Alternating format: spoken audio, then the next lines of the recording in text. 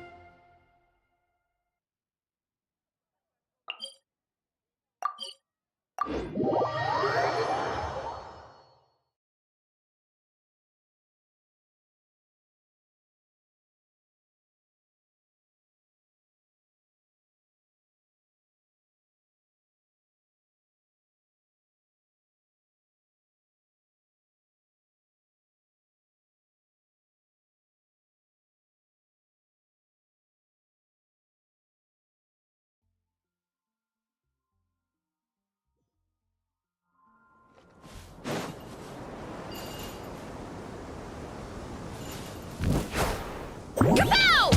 Whoop!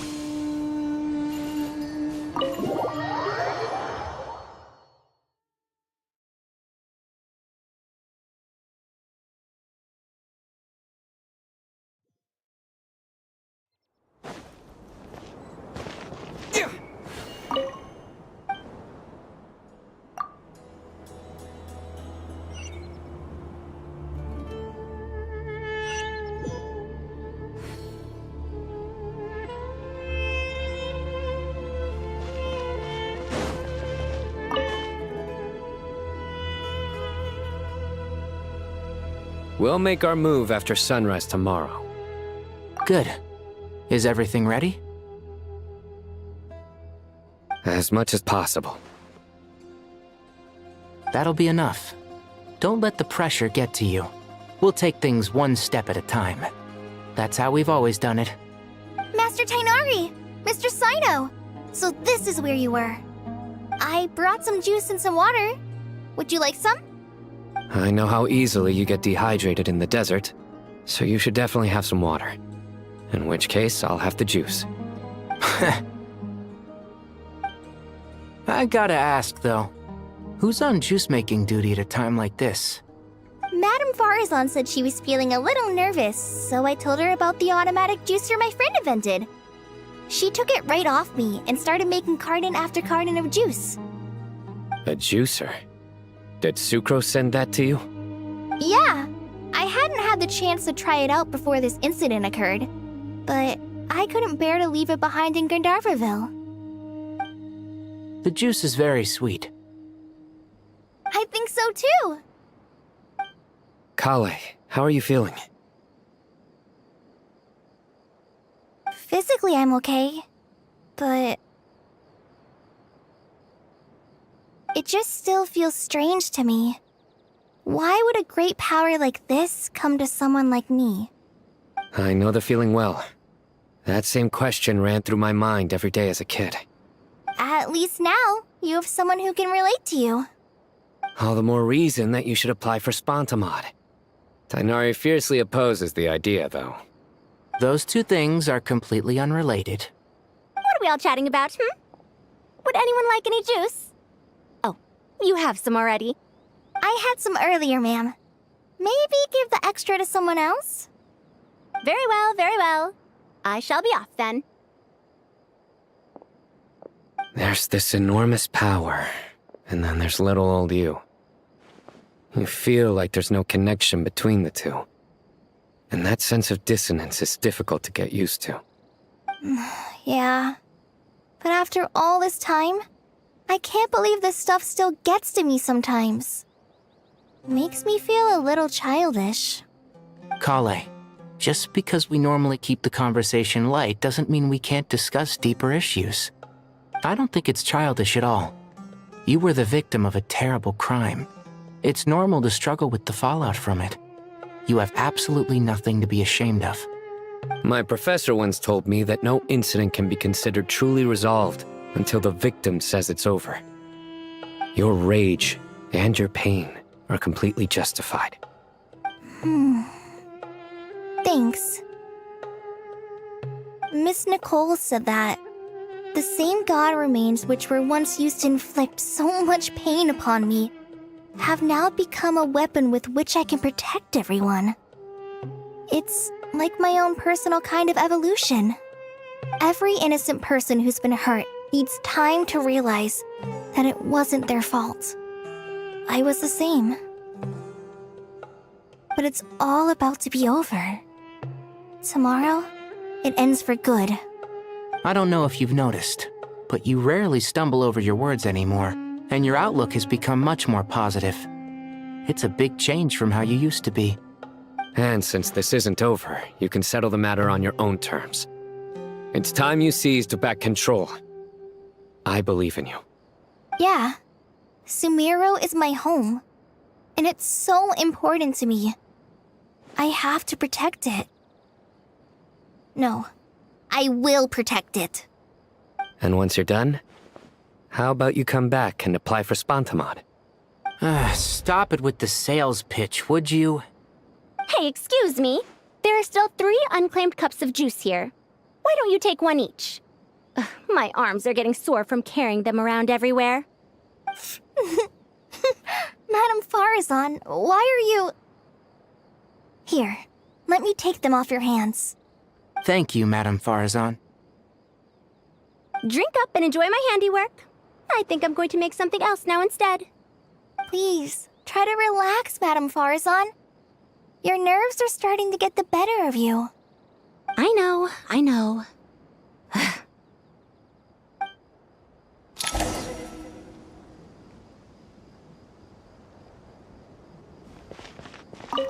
Drink up and enjoy my handiwork. I think I'm going to make something else now instead. Please, try to relax, Madame Farazan. Your nerves are starting to get the better of you. I know.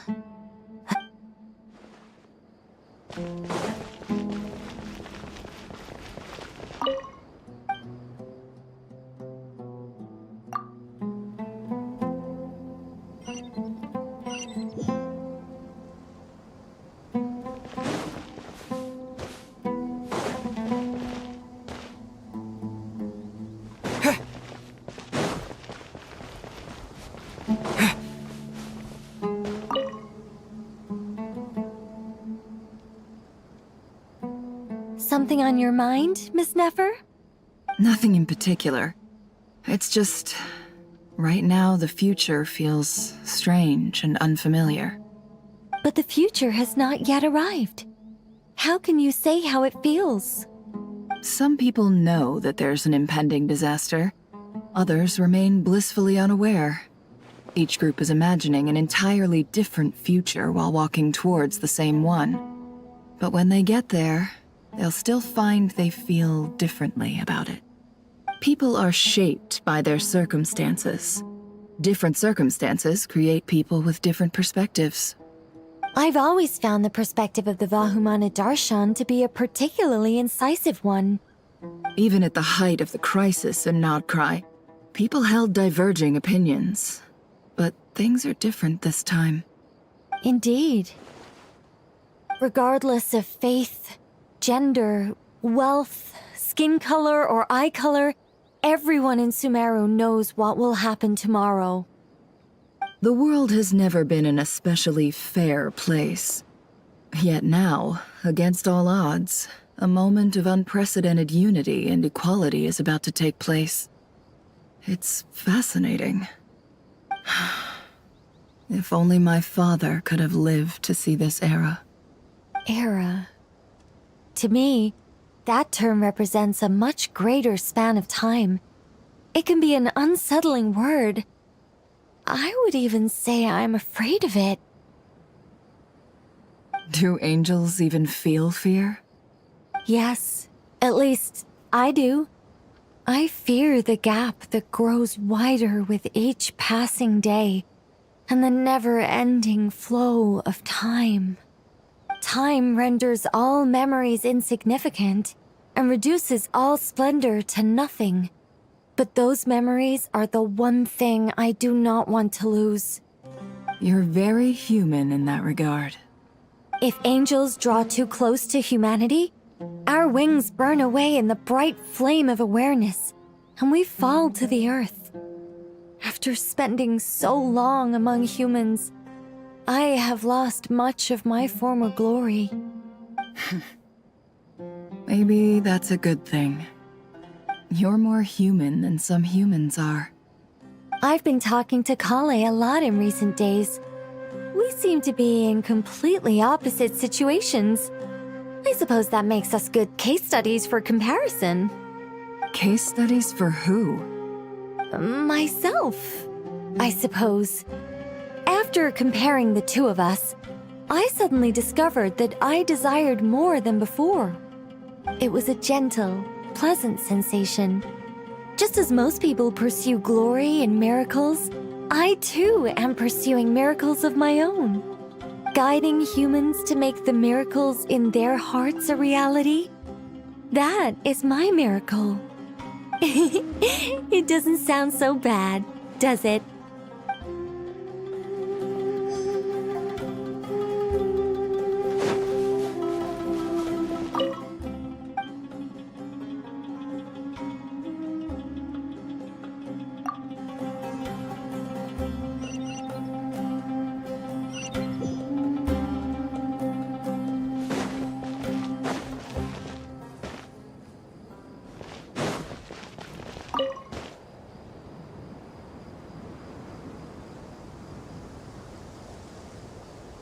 Look at the time. I should head back. I'm so sorry. I was in a hurry and didn't look where I was going. Are you all right? I'm fine. Wait, you're... Have we met? Not exactly. I think we may have crossed paths by the house of Dana before. Oh. You're Hat Guy! From Vahumana, right? You recognize me? The clue's in the name. Mr. Hat Guy. Fair point. It's getting pretty late. What's keeping you up? I could ask you the same question. If I'm not mistaken, all the workload for the Ratawa Histarshan wrapped up a good while ago. Well, I have something of a background in Satyavada life, so I was helping the Dendro Archon make some preparations. But I must have lost track of time. Did you find the experience enlightening at all? Honestly, it was tedious and uneventful at first. But eventually, I think I did sense some profound truths. But they also brought a lot of suffering with them. I was told that I even shed tears while I was meditating, though I have no idea why. Sorry. I hope I'm not scaring you. Not at all. It just proves you're very accomplished in your research. Good night. I wish you all the best for tomorrow. Thank you, sir. You too.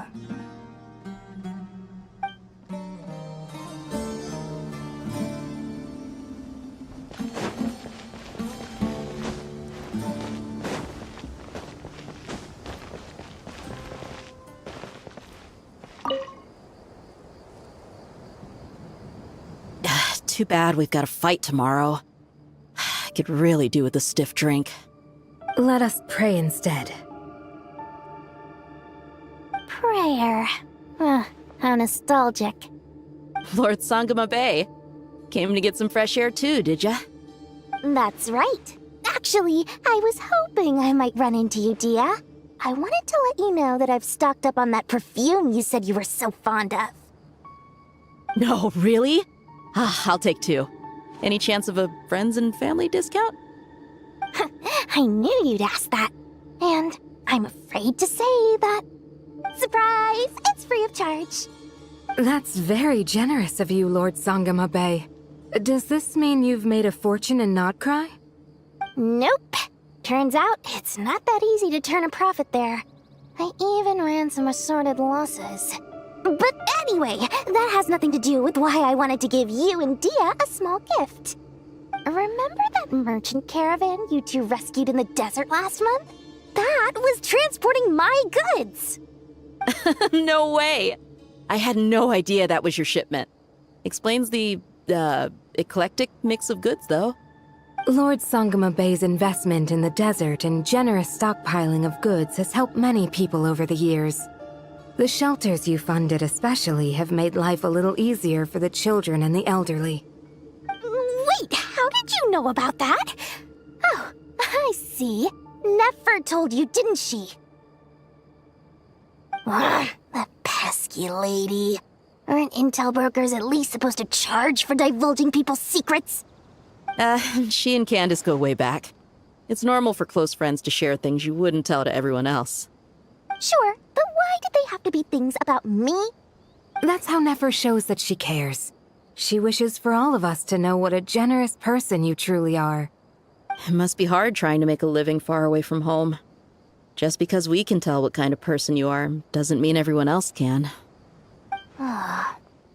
Well, maybe her intentions were partly good, but I don't think that's the full story. I'm sure she enjoyed knowing how much it would annoy me. I'm telling you, Nefer's got a mean streak. Definitely with you on that. Does praying help you stay calm? Defending one's home is a just cause. My heart is filled with a mix of anger and hope. Anger. You know, being able to get angry is a good thing. It shows that you're in touch with the real world, and that you have the passion to pursue something you believe in. My lady, what are you doing out here? Just taking a walk to clear my head. And look where I ended up. Were you praying just now? Yes, Miss Dunyarzad. Would you like to join us?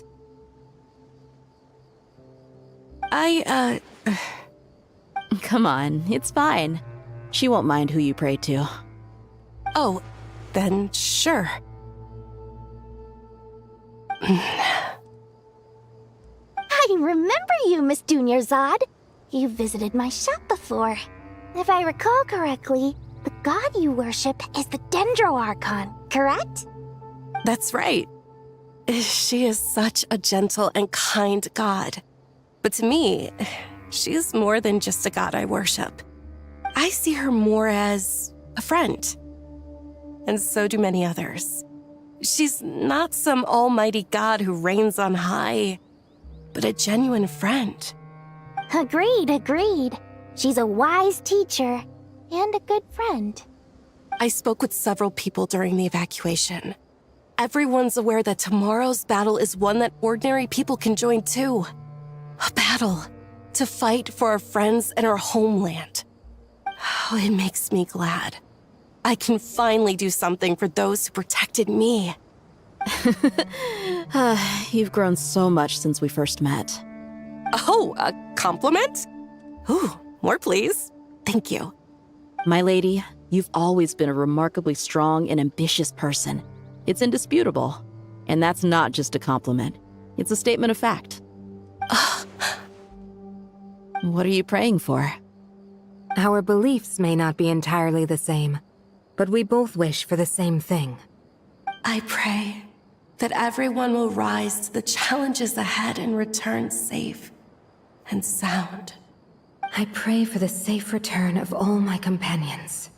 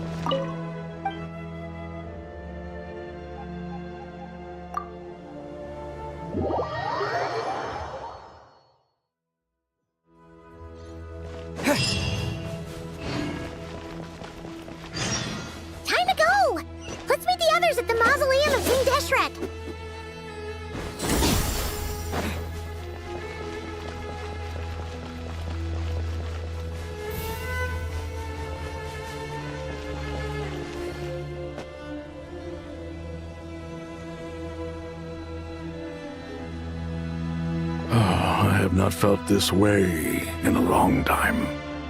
Standing up high, gazing out at the rolling dunes. One cannot know what freedom truly means without first losing it. The golden slumber truly lives up to its name as a dreamland. Though desert sands exist there too, no mirage, no matter how glorious, can compare to true beauty. Dendro Archon, what is on your mind? I was wondering whose counsel I should seek on the questions in my heart. What kind of questions? So many. More than can be put into words. As I once said to a friend, we look, we see, and we comprehend. But the question still troubles us. What are the many disasters that this world faces, but the sum of all irresolvable questions? The biggest question you should be asking is how to seize victory. Yes. Although, I would express it differently. I must not fail. And so the question I am most curious about now is whether the path to victory will be an arduous one. What we declare to be a young sapling, we may, in fact, find to be a towering tree, if we would only cast aside our ignorance and look beyond the veil of time to see her true form. Nahida! We're here! Just in time. The preparations are almost complete. Ready when you are. We're here too. Miss Nicole! Miss Nicole! You run so fast! I thought I'd get a lot of exercise as a forest ranger, but I can barely keep up with you. Sorry, I got a little carried away. Lesser Lord Kusanali, the equipment is ready, and the modifications to Aru are all complete. As discussed during our meeting, accessing Irminsul via the Akasha is no longer feasible at this stage. There are other options, it's just they're a little more extreme and more technologically demanding to implement. Maybe you should take it from here. The architecture and functionality of the Akasha terminals overlap considerably with Aru. There is reasonable evidence to suggest that one was developed based on the other, or that they both utilize technology of the same origin. As long as the transplant and merge operation succeeds, Aru should theoretically work on a scale greater than the Akasha and approximately equal to Irminsul. It will become the largest active computing device in all of Teyvat. A system this powerful is capable of a lot of different things. In the past, the Akasha was primarily used for one-way information transmission, but I suspect it could also serve as a central bridging hub. In the pursuit of greater knowledge, some scholars have attempted to connect their consciousness to Irminsul through the use of terminals, incense, and meditation. Correct. In academic language, scholars who reach that stage are said to have entered Satyavata life.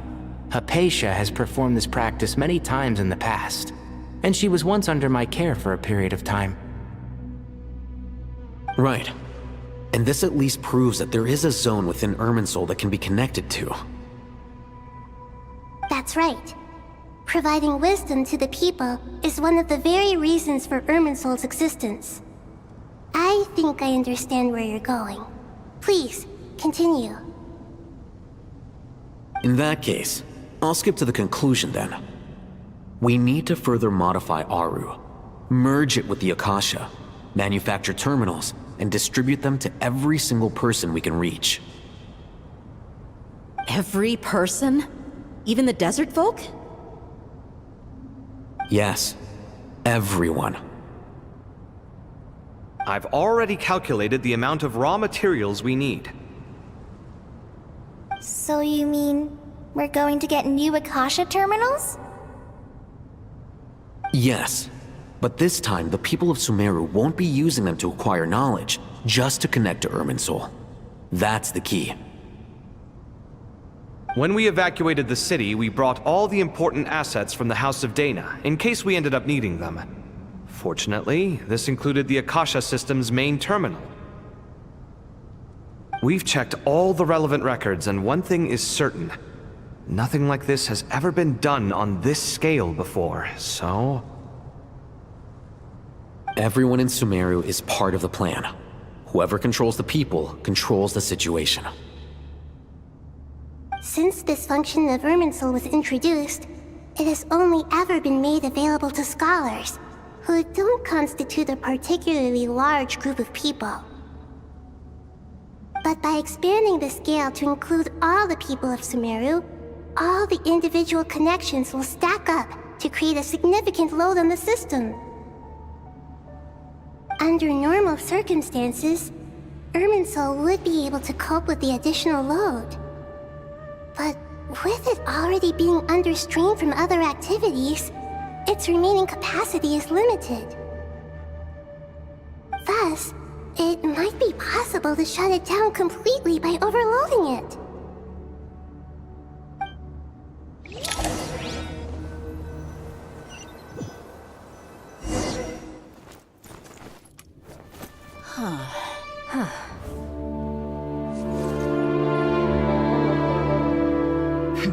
Counting down.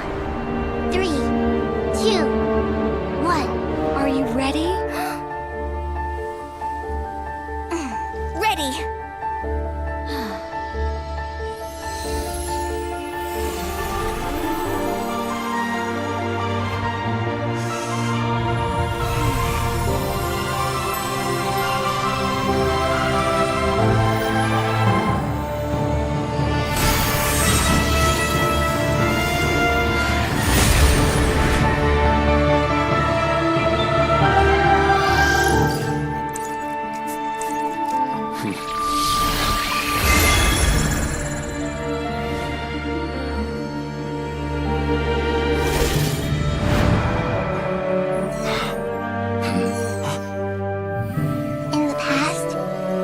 People sought knowledge, they turned to the Tree of Wisdom.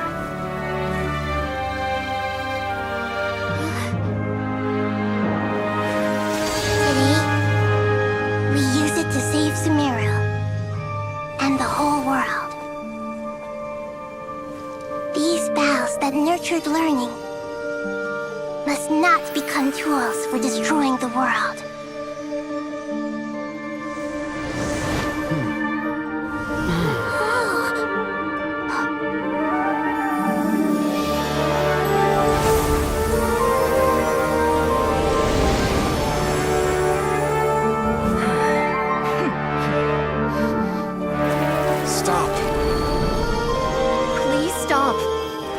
Transformation.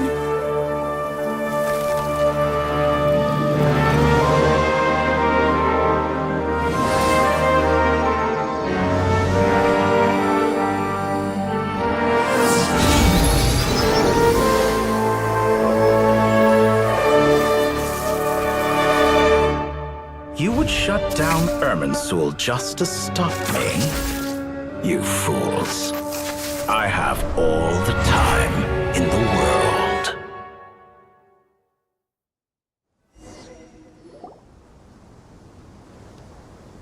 Success! The evil Irminsul tree is stepped growing! Great!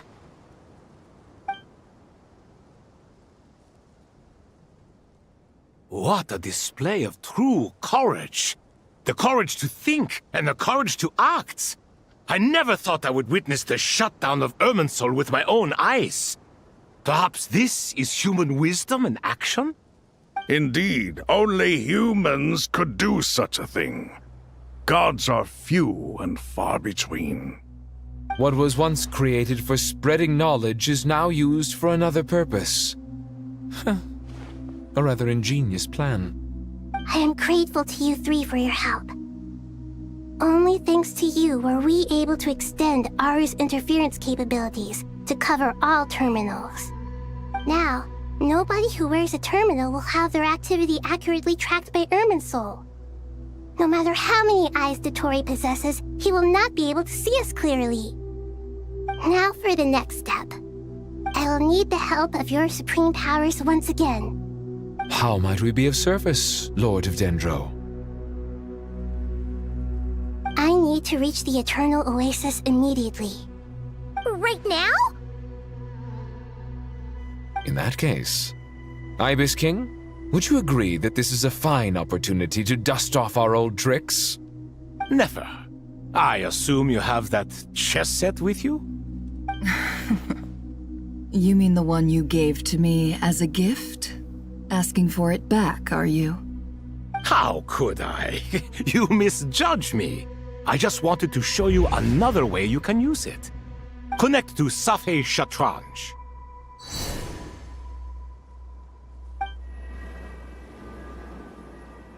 Safei Shatranj?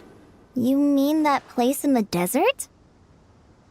Thoth's chess set gains its power from the chessboard laid out in the desert by King Deshret and ourselves. All ceremonies conducted using the chess set must be activated via Safei Shatranj. In other words, the chess set is an extension of the chessboard. In the past, moving a chess piece was a sacred and momentous act. Transfer initiated. Entering live combat mode.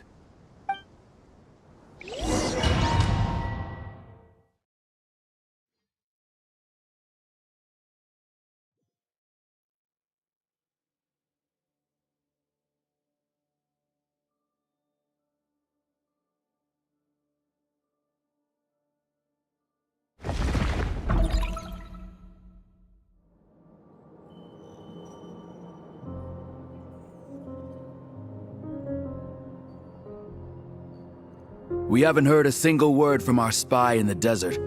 I'm afraid he might have been captured. Never mind. But we spent years turning him. And a lot of Mora. Nothing comes for free in this world, but the loss is not without its purpose. For a small price, we have wasted a precious amount of the limited time they have. Quite a bargain, if you ask me.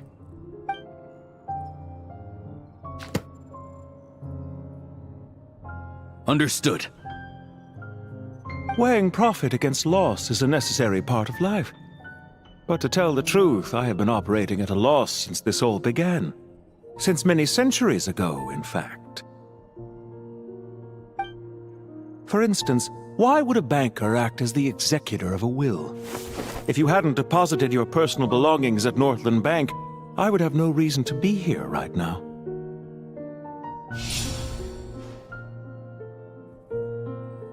Dottore, I've placed your final data backup into the ley lines as per our contract. I trust we are now square for the safe deposit fees you paid. Is it not a little petty to split hairs like this, given our amicable relationship? I consider sound bookkeeping a matter of principle. Do not forget that you only live to see this day thanks to me. In fact, every day of your life since you met me, you've been living on borrowed time. Why, that's hardly a fair assessment. I will concede that my survival was perhaps at your whim, but I became a harbinger on my own merits. Managing money is not like other professions. Mine is not a role I could have acquired based on your recommendation alone, and certainly not one I could have lasted so long in without genuine ability. The information stored in the ley lines is quite comprehensive. Rest assured, I have not forgotten how strong your pride is. Well, I presume you have no sense of fragmentation while talking with me. How could anything possibly go wrong with such strict measures in place? The remainder of your soul was split in two, with one half sent to Nodcry and the other stored in the most secure vault of the Northland Bank. Though I must say, your disdain for the other segments is quite amusing. Zandik is you, and you are Zandik. Zandik created the segments, yet you, a segment yourself, reject him.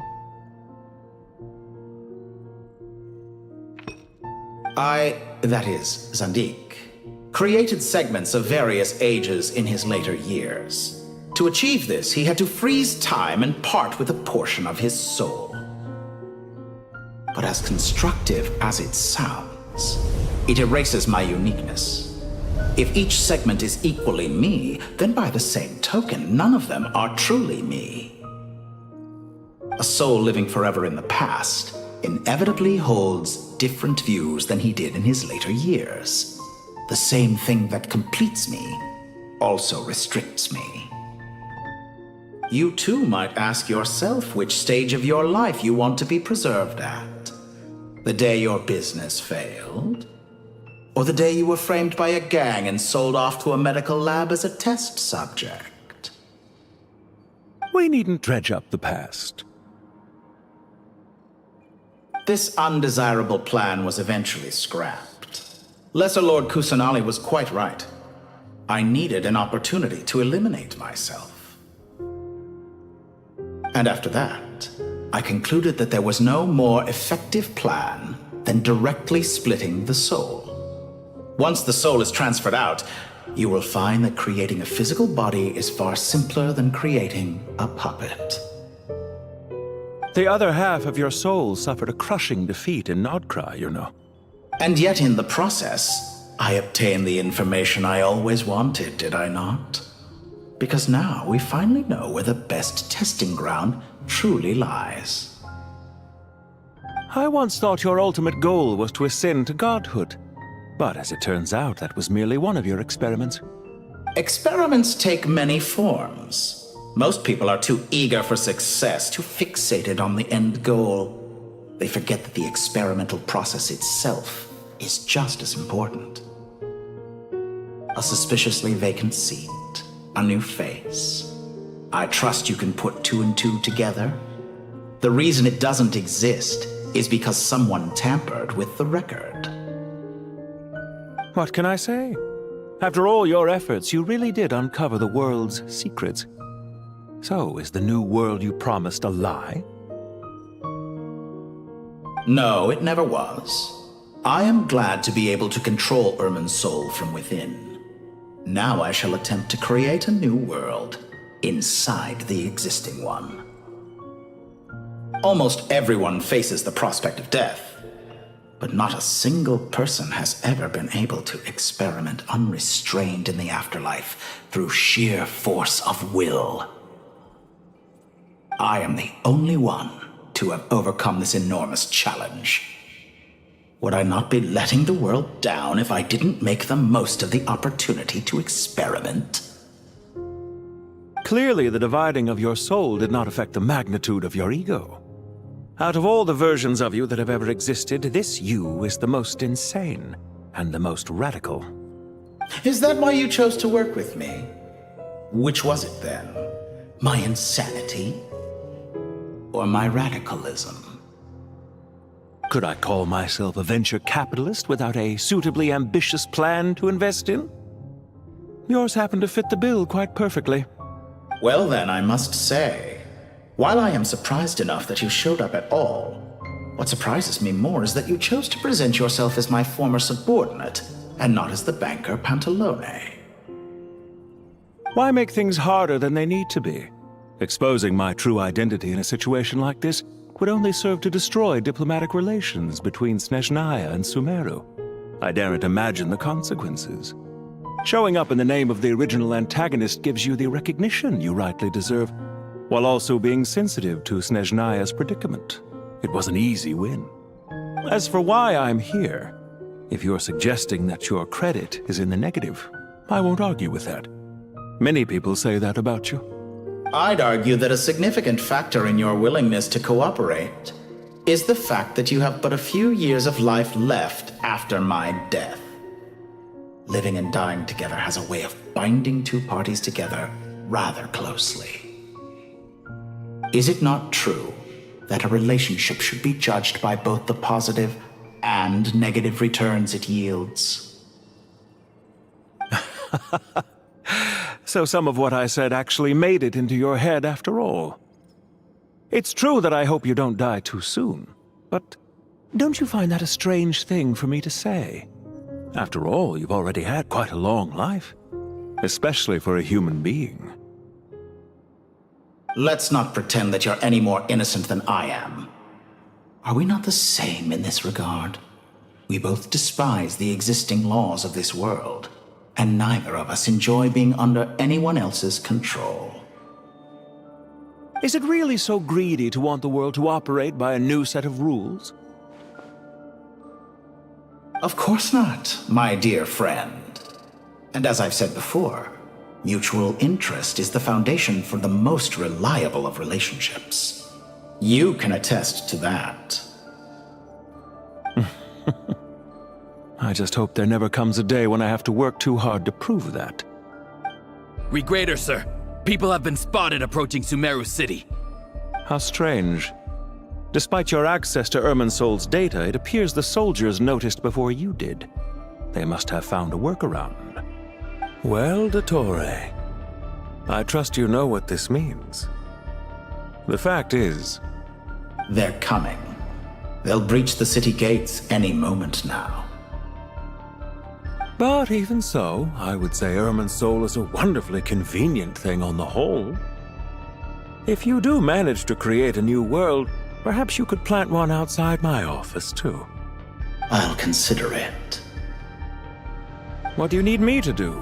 Stall them? The experiment will take time. Stall them for as long as possible. Very well. But you're really asking for the moon here. Have you heard this story? There was once a guilty man, kneeling in the center of a church while an angry mob outside waited to bring him to justice. He pleaded with the gods, begging them to grant him one final request, the chance to finish confessing his sins before he was sentenced.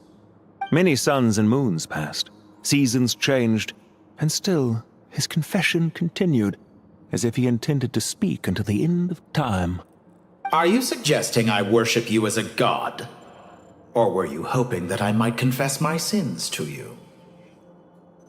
Certainly not the latter. That would make my life miserable indeed.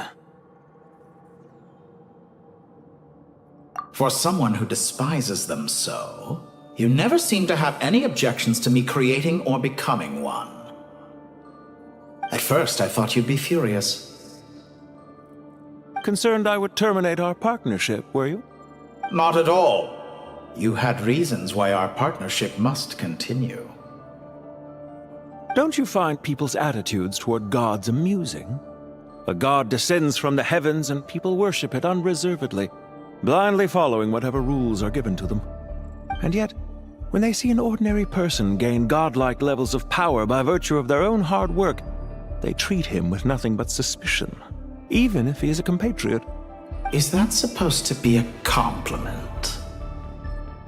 No. I was just thinking. I pity the man who would call you a compatriot. There's no need to be so self-critical.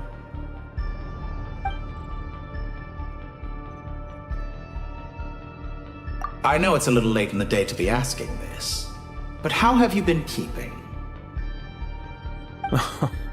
I'm flattered that you would take the time out of your busy schedule to consider my well-being, Doctor. The part of your soul that went to Nordkrai caused quite a stir, sending our organization back to the drawing board on numerous fronts. It was quite a headache for everyone involved. Dear me, I must have caused you no end of trouble. You certainly did. I had the rare honor of being summoned before the Tsaritsa with Pulcinella to answer for myself. A terrifying ordeal. Don't worry, I pulled through. At most, it's a public relations nightmare. I made sure of that. Now I'm curious. How did you explain yourself? Oh, it was quite simple. I just pinned the blame on someone who wasn't there to defend himself. I could hardly be expected to defy the demands of someone as insistent as the Second Harbinger, now could I? How you slander me. You know full well that I am perfectly amenable to reason. There's no question that you are partly to blame for the ruin of my reputation over the years.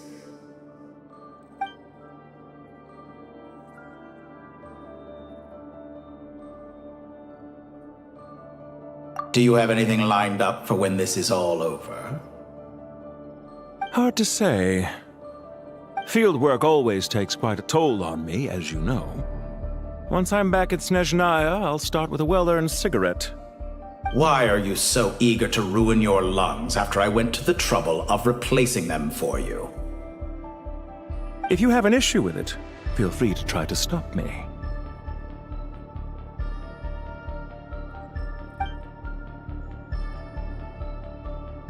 What's on your mind? The limits of humanity. It's a pity.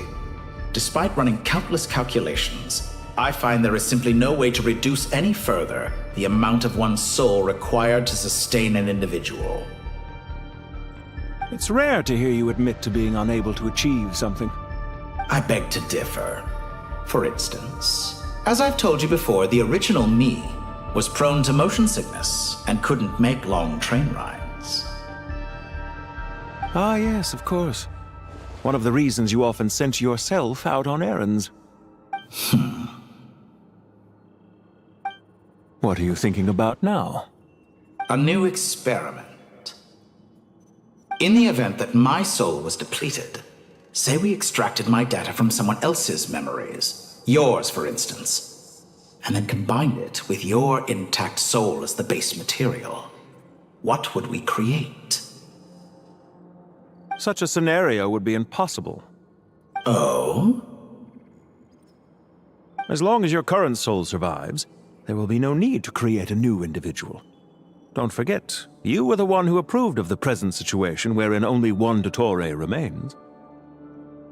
And if you ceased to exist, who would be capable of performing this experiment?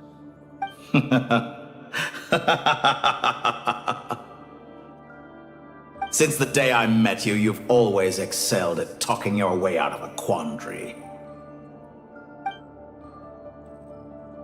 What's on your mind? The limits of humanity. It's a pity. It's rare to hear you. I beg to differ. Ah, yes, of course.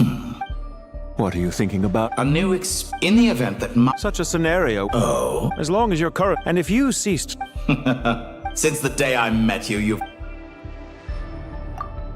Isn't it a little too early to be saying goodbye? Not that I wish to keep you from your business, of course. Very well. Let's leave the conversation there for now.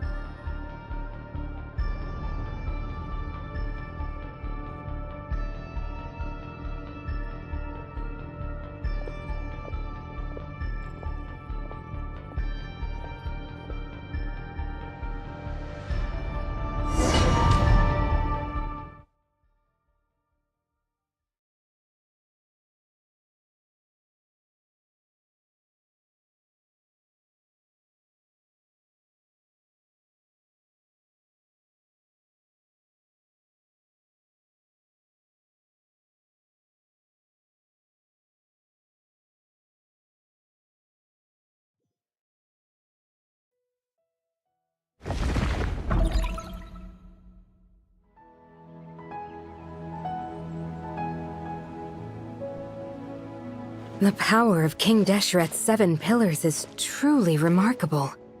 With just a chessboard, you can move an entire unit across the material plane. Yeah, sets us up for a much easier fight. Really makes my day. The last time we stormed the city, it involved a lot more running around. I wonder how many people can say they stormed a city twice in their lifetime. I was just thinking that. I've definitely had more than my fair share of unusual experiences in my life. This is my first time here, actually. We never usually leave Gandharvaville. I hope this will be my last time. Does everyone have to chime in? Can't we just fight? What an amusing comment, my dear lady. Yet humans often alleviate tension via small talk, do they not? Whoa! Why is Candace's shield talking? Because the image on her shield is one of me. And I, of course, can appear wherever I wish to. Huh. Well, la-dee-da. Isn't that fancy? Could I get in on this? You wish for your gauntlet to speak? Why, certainly. Ahem. I think you'll find that it is I whose image is carved hereupon. Thanks. Definitely feel stronger now. You're welcome, my lady. I am glad to lend you my power. Sino, what's the situation? There are troops stationed at every entrance. As we expected. A frontal assault will suffice. Everyone, stick to the plan. We'll take the main entrance. You head for the House of Dana's side door. Move out.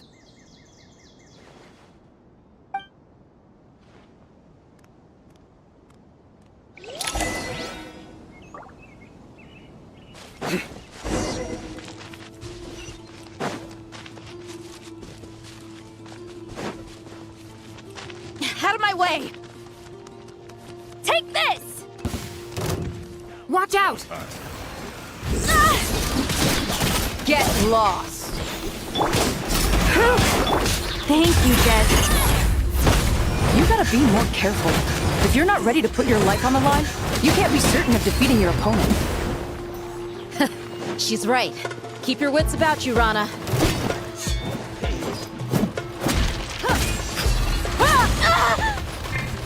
Let's get it on! Ha! Grant us your blessing! No escape!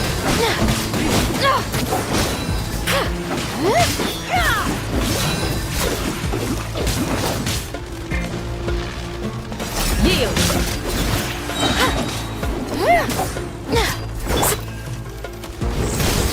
You can't run from death! Buckle up! Hi! Pin them down!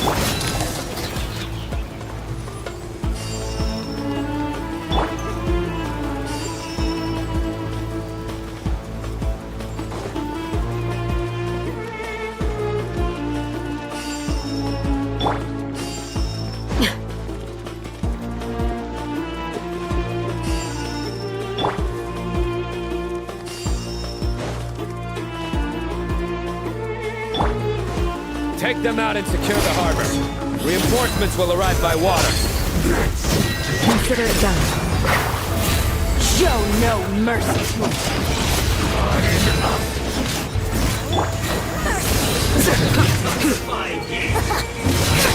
Your sins weigh upon your soul.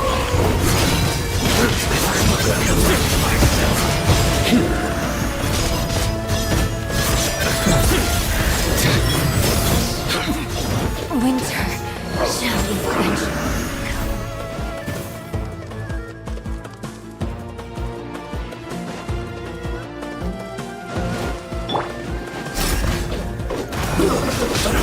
Grant us your blessing!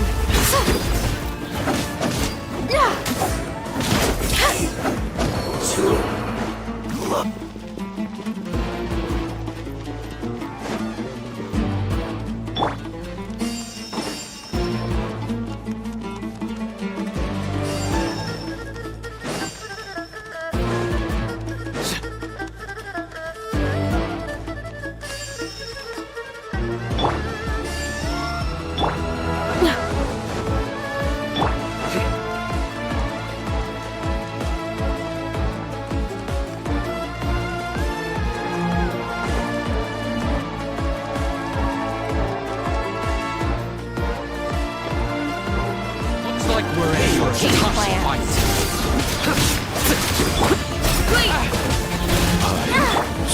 You're dead meat!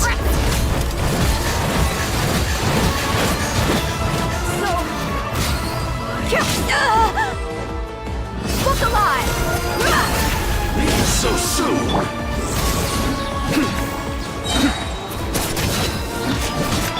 Do your work! Can't run from death! We shall prevail! Resistance is futile! Save yourself the pain! Through me, justice is served. Stay condemned. Guilty! Info!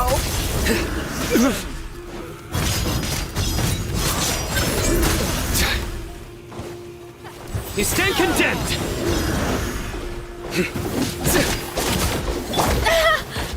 Do your worst!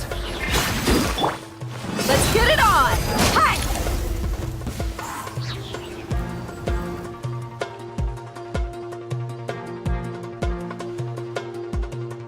Waterway secured. Brothers! Sisters! Perfect. Just in time. Welcome.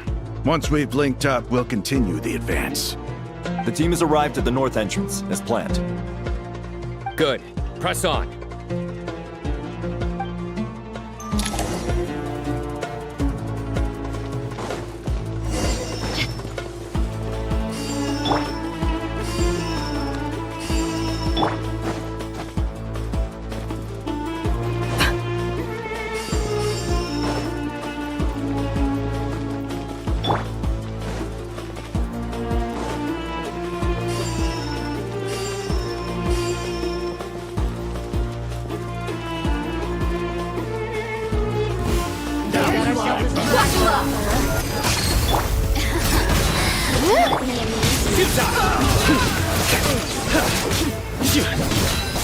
Fire ring back to them!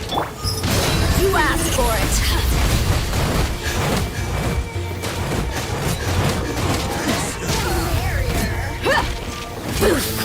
Look alive!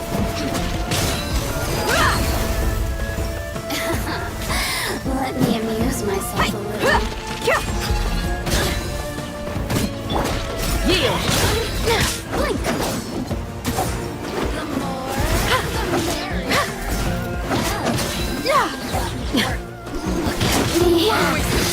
Do your work! Hear my prayer! Run while you still can! There's no return! Your sins weigh upon your soul!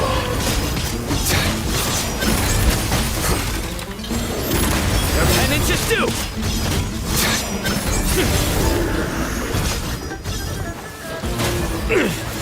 Come at me again. You stand condemned! Didn't take too long.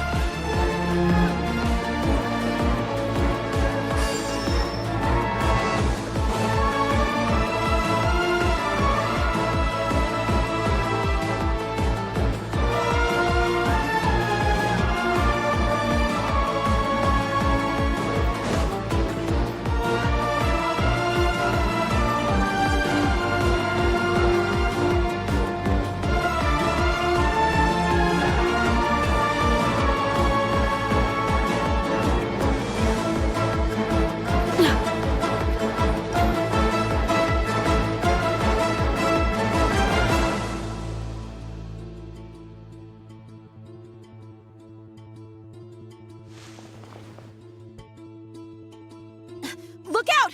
It's an ambush! Finally. We need to hurry. Take the middle road now. Mahamacho Sino, area clear. Don't relax just yet. More Fatui approaching from the right.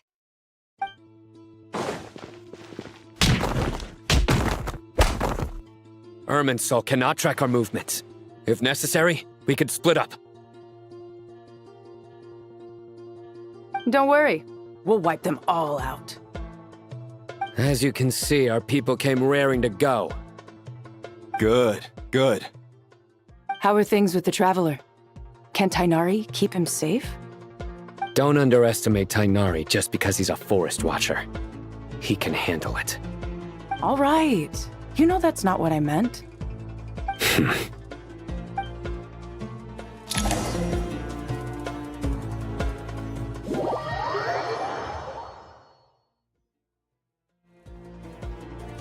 Sino and the reinforcements have drawn the Fatui's fire away. It's our turn. By using a cluster leaf of cultivation, we can pass through certain terrain silently. Good luck with that. We'll just fly up there. Huh? Oh, yeah. Paimon forgot she could fly. Ready? Ready.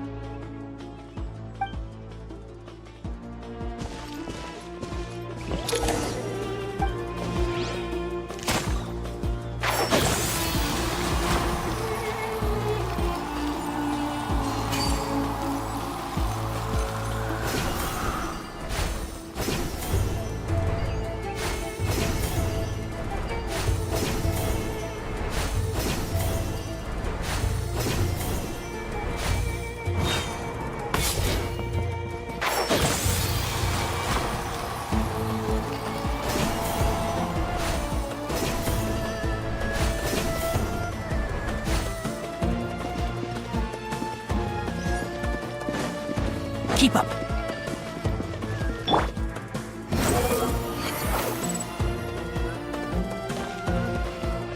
Quit following me. Yeah! My everlasting... One with the Force. Squall and Fury. I'm a big one! You're dead.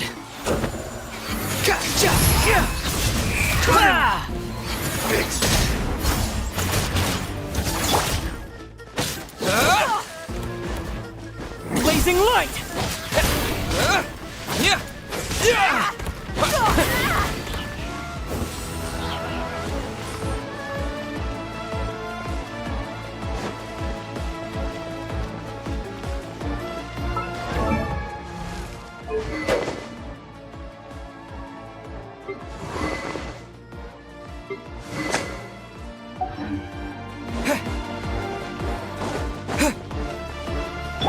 The wind rises.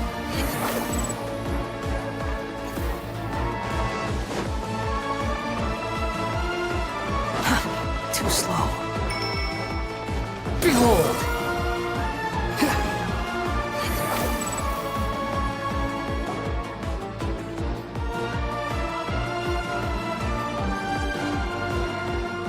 Fatui soldiers up ahead.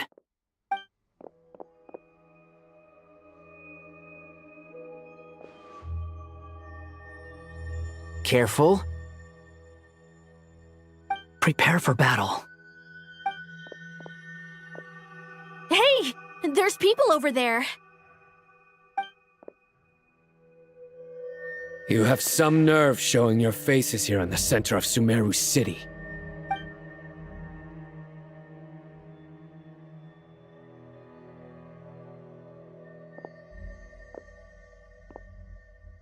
You're right on schedule. Well, this guy sure as heck isn't your average Fatui sergeant. They've stationed quite a few people nearby. It definitely looks like they were waiting for us. But something feels off. Everything about this guy feels too deliberate. I highly doubt he's just a subordinate of Dottores. And he's no mere sergeant. Whatever his rank is, it's high. Much higher than we thought. So you've been waiting for us. But it looks like you're geared up for a conversation, rather than a battle. Very clever, General Mahamatra Sino. I know you're the one in charge of this siege, and I look forward to making a deal with you. A siege? Sumeru City belongs to us! Historically, yes. But things can always change. We have quite a sizable force with us, you know. For instance... There's a Fatui ambush at the north gate. Can you handle him? We can for now. Yes, I'm quite sure both sides can hold their ground for the time being. The battle has not yet reached its climax. But what happens next? Do you enjoy watching bloodshed? Surely some of those here are people you count as friends. Once a war begins, some people must die. I doubt you wish that fate upon anyone you know. Wait a second. It's a trick. He's not even there. Silence! He disappeared. What was that? A ghost? Curses! He was never there to begin with. That was just a shadow projected there to lure us in. Enough talk! Attack! I apologize for being unable to accompany you at this crucial moment, but I am compelled to leave for reasons beyond my control. Please excuse me. Sumeru's General Mahamatra is quite ruthless. It's a good thing I wasn't there in person. Your illusion held them up for a time just fine. But now that they have seen through it, they will realize you were just a decoy. Decoy or not, what matters now is that they will be heading your way imminently. Not imminently. They are already here.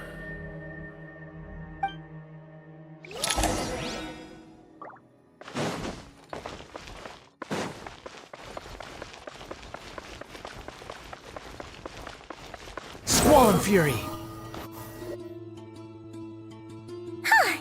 We made it! This is far enough. Tainari, you go help Sino. Don't worry about us. We'll manage from here. Are you sure you don't need me to stand guard? No need. Once the connection is established, we'll disappear from the sanctuary of Surasthana. Go help the others. All right. Goodbye for now, then. Please tread carefully.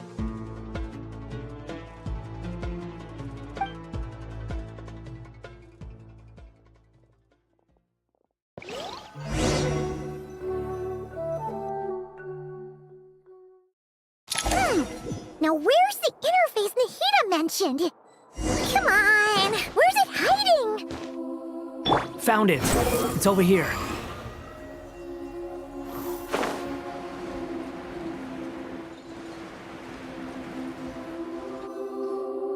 We can connect to the inside of Irminsul through the Sanctuary of Surasthana's built-in security system. You should be pretty familiar with the process. Is it the same route as last time? For the most part, we don't need to adjust any of the parameters. Then I should be fine. And Paimon? Once you're both ready, we'll set off. Wait!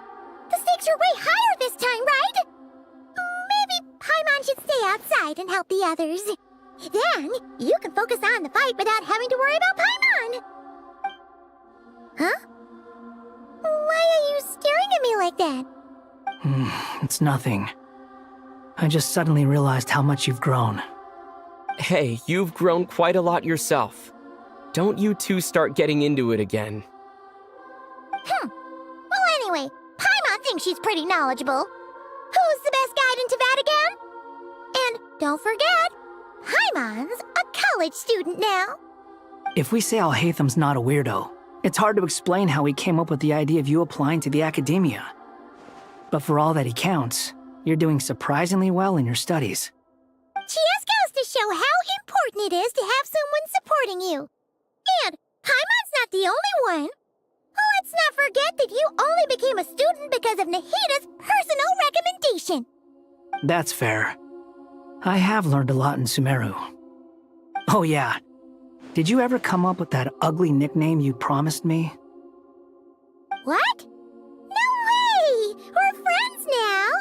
Paimon gave up on giving you one ages ago. Anyway, isn't Hat Guy enough of a nickname for you? Fine. Suit yourself. We need to go. Paimon, if you're staying, look after yourself. Will do. Paimon's gonna link up with Tainari and Sino. You guys are the ones who need to be careful. We will be. Bye for now.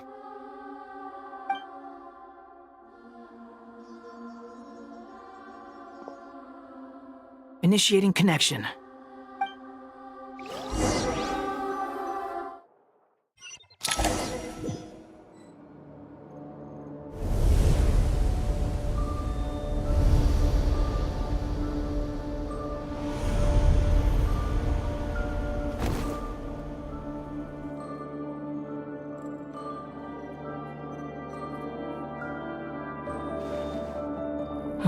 Well, here we are again.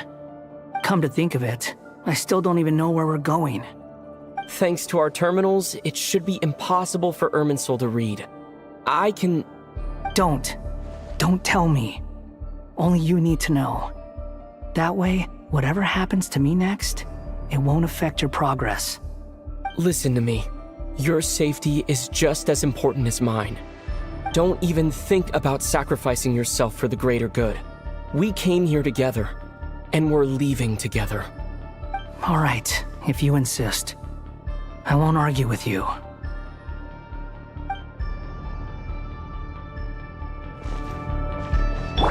Behold!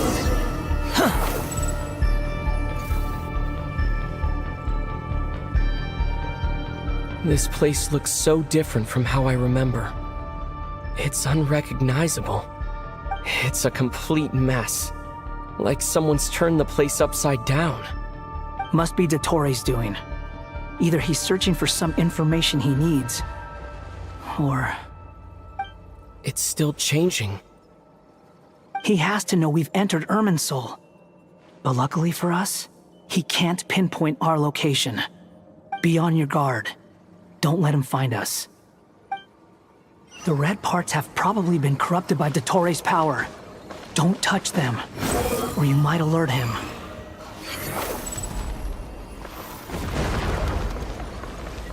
He's looking for us. Tread carefully. That wall could be a problem. Fortunately, it looks breakable. Give it a shot.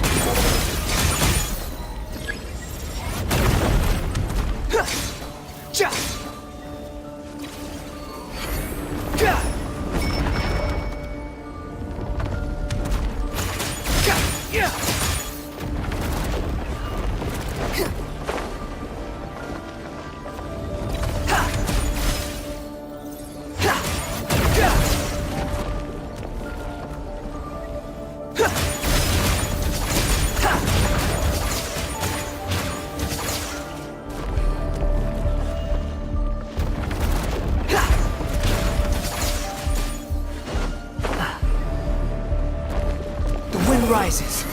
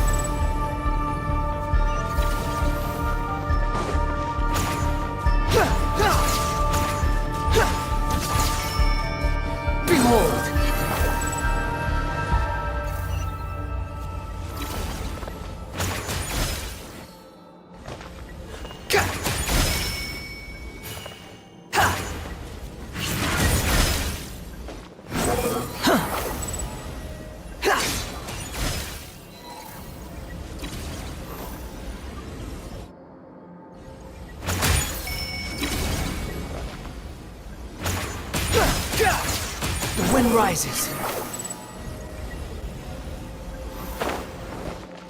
The same old trick again? Are you kidding me? Let's handle it just like we did before. This cheap trick isn't gonna stop us.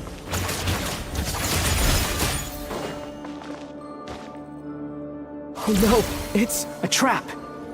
Is that why he was using the same trick over and over again? To get us to lower our guard?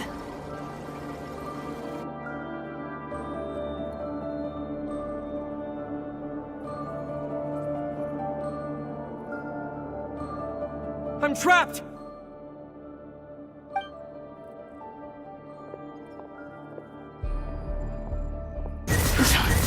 Why won't this thing budge?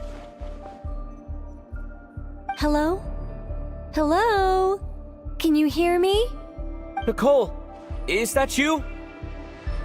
Yes, it's me. I'm monitoring your progress from inside the Eternal Oasis, and I have to say, this terminal is simply marvelous. It makes tracking you so much easier. I couldn't see anything at first, but now that you two are inside, I can use your location with support from the terminals to get a partial view of the situation inside Irminsul. It's not the clearest image, but it's better than not being able to help at all. So, here I am. I can't intervene directly, but I can help to guide you out of the jam you're currently in. So please, just follow my lead. Dottore in his current form is a blight upon both Irminsul and the ley lines. Pay attention to your surroundings. There must be sources of his contamination nearby. The corrupted information is his means. Is that the... Good work. But we're not done yet. Stay close, and let's see if we can find any others like it nearby.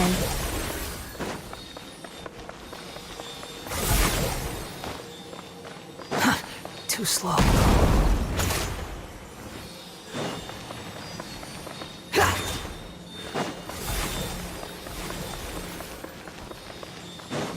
Behold!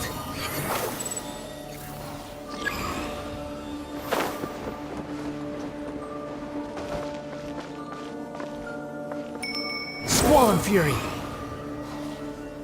This must be another one. Agreed. Now... Wait! Watch out! It's Dottore. I think he's found us.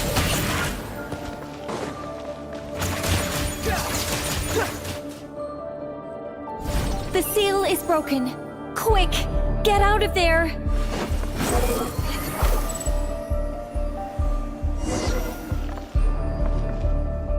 And where exactly do you think you can run to?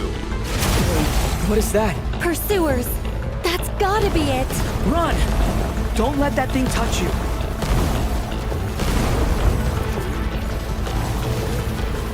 Dodge that! And where exactly do you think you can run to? Wait, what is that? Pursuers! That's gotta be it! Run! Don't let that thing touch you. Dodge that attack!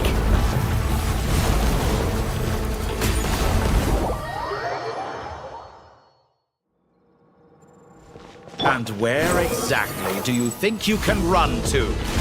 Wait, what is that? Pursuers! That's gotta be it! Run! Don't let that thing touch you. Dodge that attack!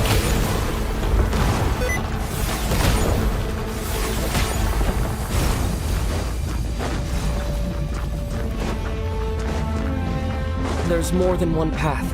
Which way do we go? To the left! Trust me!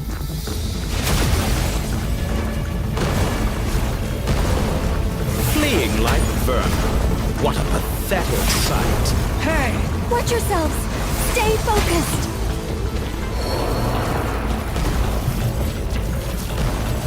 There's a cliff ahead. Jump! More of those corruption sources. Destroy them as you did before, and open the exit as quickly as possible. They're relentless. Is he trying to wear us down? You'll just have to destroy these too.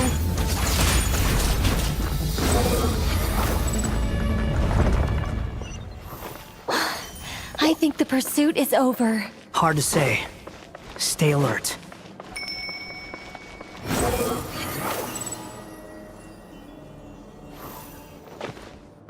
Quit following me.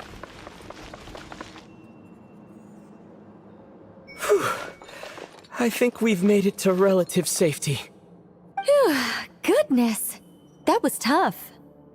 You doing okay? I'll be fine. Don't worry. Take a short rest, and then... Nicole? Nicole! The connection's been cut. But that means... Look at you supporting one another. How very touching.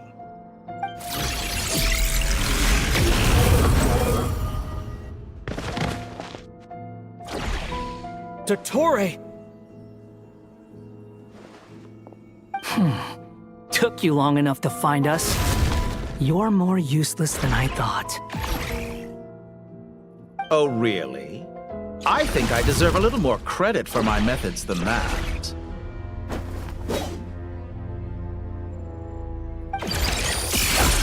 Rather than hunting you down, I chose to let you roam free. I indulged your presumption that I was unable to track your movements, played along with your clever little plan. Fleeing is for animals, but I rather enjoy watching you flee. Some things lose the will to run altogether as soon as you put them in a cage. If that's true, then why did you come looking for us? Because I wanted to observe you up close, of course. Don't misunderstand me, I'm not here for a fight. Is it so unusual that I wish to greet my old acquaintances in person? After all, it's been a while. Scaramouche.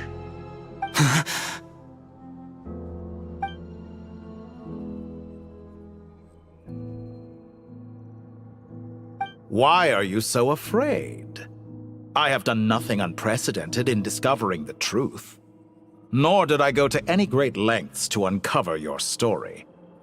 You made a bold series of moves in deciding to erase yourself. And with the power of this great chronicling device called Irmin's Soul, you were able to achieve something quite remarkable. Once most people form an opinion about someone, it tends to imprison their mind. Yet you managed to erase every trace of your existence. A novel take on death indeed. However, this meant that you stood out to me all the more when I saw you in Nodcry. I didn't even have to go looking for you. Just the sight of you was enough for me to intuit the truth. For someone in my position, connecting the dots was a trivial affair. It would have been more surprising if I hadn't managed to piece it together. You seem very pleased with yourself for figuring it out. I'm sure you'd even be more delighted to learn the full extent of your crimes. That would hardly be necessary. Besides, isn't there something that concerns you more right now? Something that fills you with dread? Let me put your mind at ease. I have no intention whatsoever of restoring any of the records you deleted. For one thing, it would be exceptionally difficult. But more to the point, I doubt that the prospect of losing your current life is all that frightening to you. Because in your case, the cruelest twist of fate is that you'll never again have the chance to make up for any of your mistakes. Isn't it? Dottore?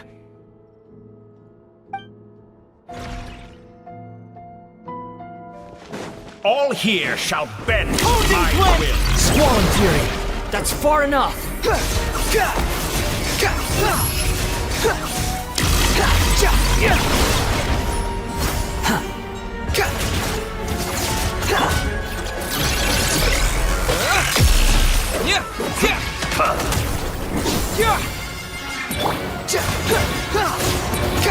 The wind rises. I'm afraid you'll need to do better than that to take me down. I expected you to have grown stronger. Ah, how foolish of me. I forgot that you lack any means to increase your power. You will pay for everything you've done! Oh, will I now?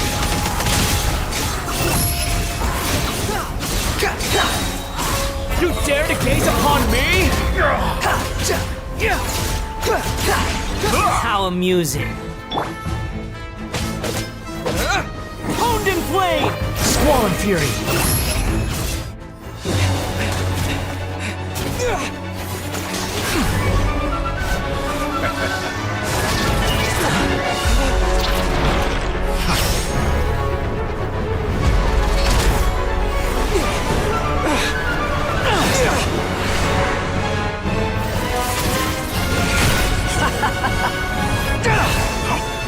Does the prospect of death amuse you? I could ask you the same question! I'll distract Dottore. You focus on the mission. Got it!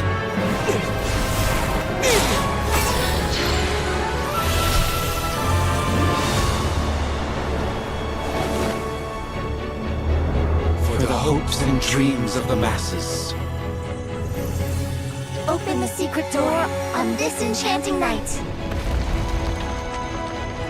May wisdom's light eradicate ignorance and darkness, and hereby fulfill our ancient vow.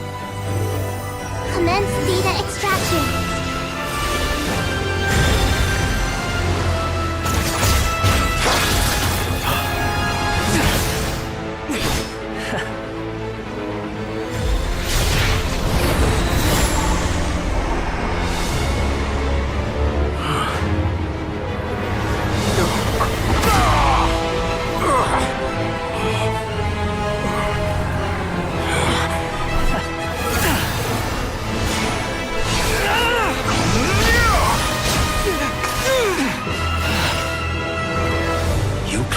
Outdated ideals and stand in the way of progress. You will pay for interfering with the grandest experiment of all time.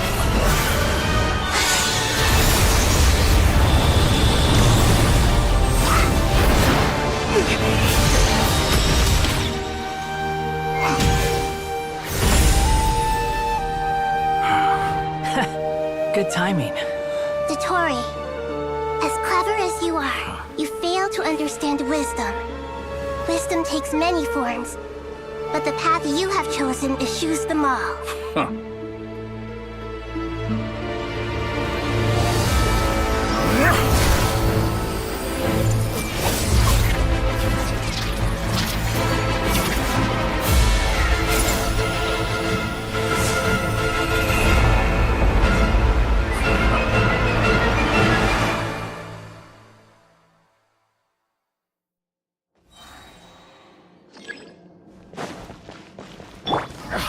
My strength is fading! Since you are within Irminsul, it stands to reason that any power you wield comes from it. Extracting the information from Irminsul, just to strip me of my power. I will find his weakness.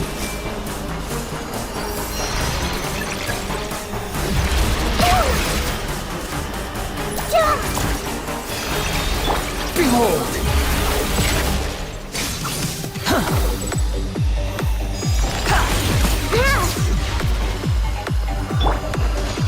I admire your attempt to introduce a new variable, but it's nowhere near enough.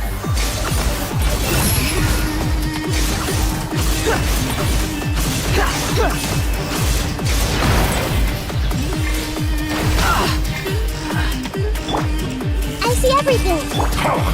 A petty trick.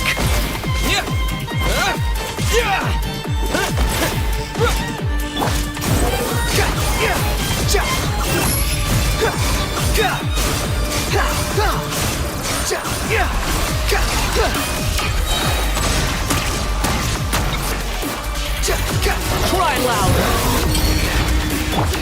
Scorching burst! Grow! Let's try this. The moon rises. How amusing. Upon the gale.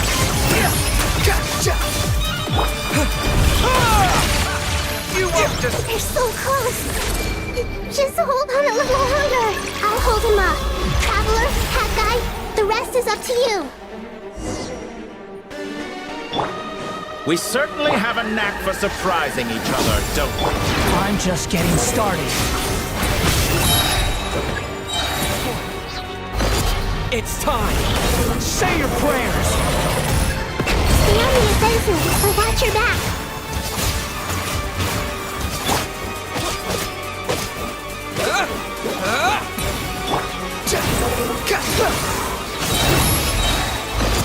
It's time! Say your prayers!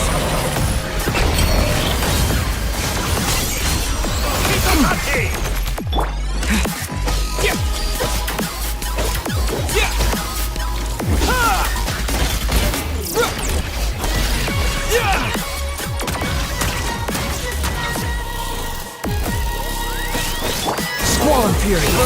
All before you! It's time! Say your prayers! Moon rises.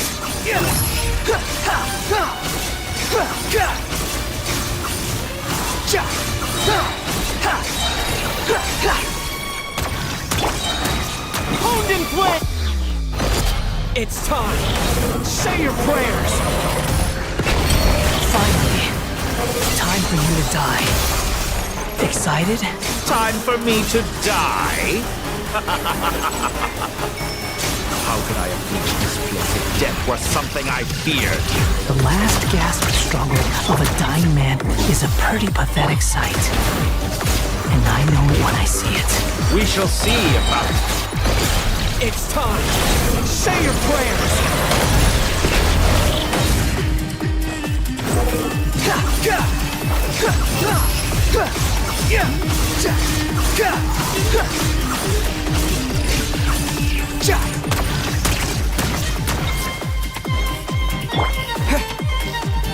Honed in flame! Let's try this. The moon rises. It's time! Say your prayers!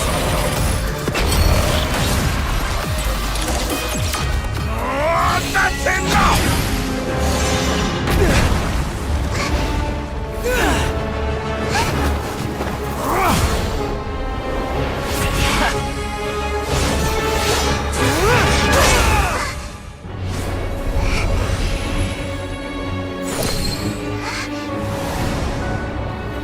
all yours. Do with it as you see fit.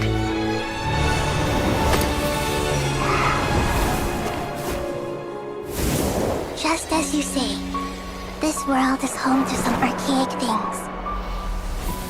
And as you suppose, you are a formidable opponent. You have long coveted the secrets of wisdom. So now, I will demonstrate true wisdom in action.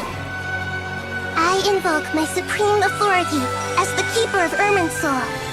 Commend me or condemn me. But give your verdict now!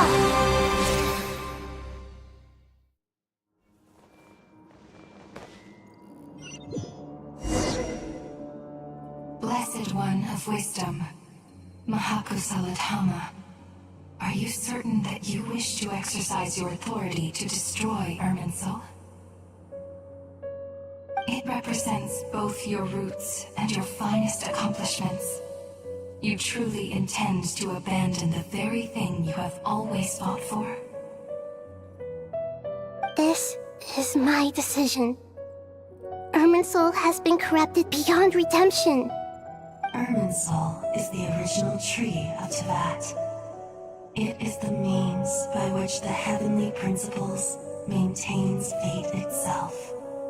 The 7 Archons should honor and revere it, for their authority was bestowed upon them by the heavenly principles. It is precisely because I honor and revere it that I fight for the humanity it exists to protect. Wisdom is knowing how to weigh the options and make the right decision. If you truly care about the fortunes of this world, then it is me you should seek to preserve. Planting a seed begins a chain of cause and effect. Since you have become a great tree yourself, why should the loss of another tree be anything to fear? Till we meet again, Lord of Dendro.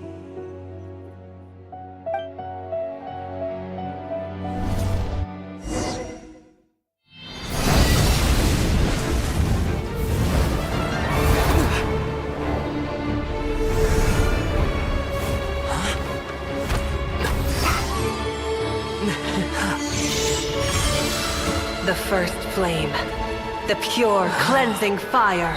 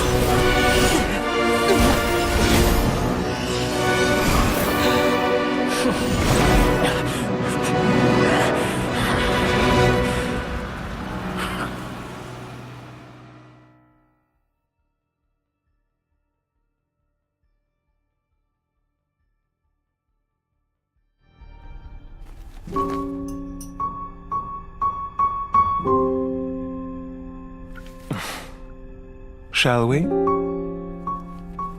Where were we? I was suggesting that you needn't perform when signing a contract. You're only sitting here because your bank demanded an evaluation of the trustee. So you told a story about a young scholar from a merchant family in Sumeru? I told a compelling tale, didn't I? The post-expulsion story is far more captivating. The human experiments or the elixir of immortality? The part where you die. Ah, yes. My favorite part. The 35-year-old Segment thought of himself as Dottore, reserving the name Zandik for the original specimen. Of all the Segments, he was the most selfish. After his expulsion, Dottore searched for a new direction. He joined the Fatui, studied Elazar in great depth, secured resources. He was rather fortunate in his career. Zondik turned to Conrian technology and successfully created his segments. But this was not immortality. Even with backup segments, his body would still age. Still, thanks to Snezhnaya, Zondik found the ideal base for his experiments. Then a perfect partnership materialized at a crucial moment. The year that both parties realized they needed more time. Fortunately, Zondik succeeded. In a miraculous turn of events, he gained the extra time he needed. I seem to recall it differently. All right, it's true. No matter how much elixir he took, Zondik remained human and continued to age. Then, on the morning he turned 85... Help me up! Call for help! Surely he would be rescued, Zondik thought. But to his surprise, no one helped him. Zondik was too selfish for that. Don't forget, you're one of us. Yes, and we're all waiting. Waiting for me to die. Pantalone arrived for a meeting and happened to witness what followed. He found it unsettling. I never said that. But the Zondiks were unfazed. It was a rare opportunity for self-dissection.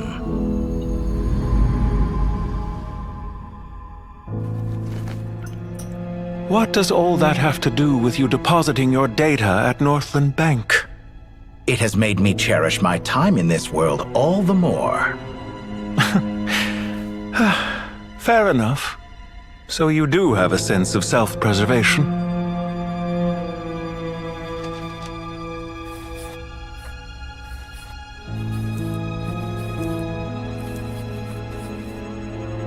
What do you mean? You're hardly normal, and you don't cherish life. You just don't want to admit defeat in the limited time you have. Even so, don't I deserve an interesting ending? I'm counting on it.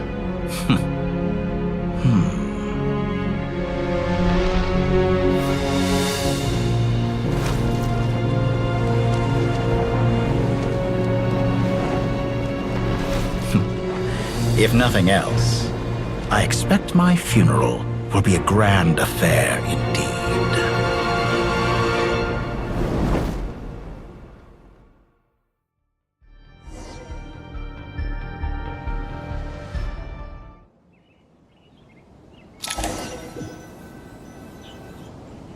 What a magnificent fire.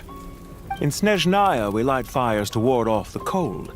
Fire, it seems, is antithetical to ideas such as cold, frozen, and unchanging. Perhaps it has always been that way. From the beginning, fire has been used to drive away wild beasts and warm the body and mind. You could say it's a form of treatment. One that cures the human heart of mortal fear. Mortal fear?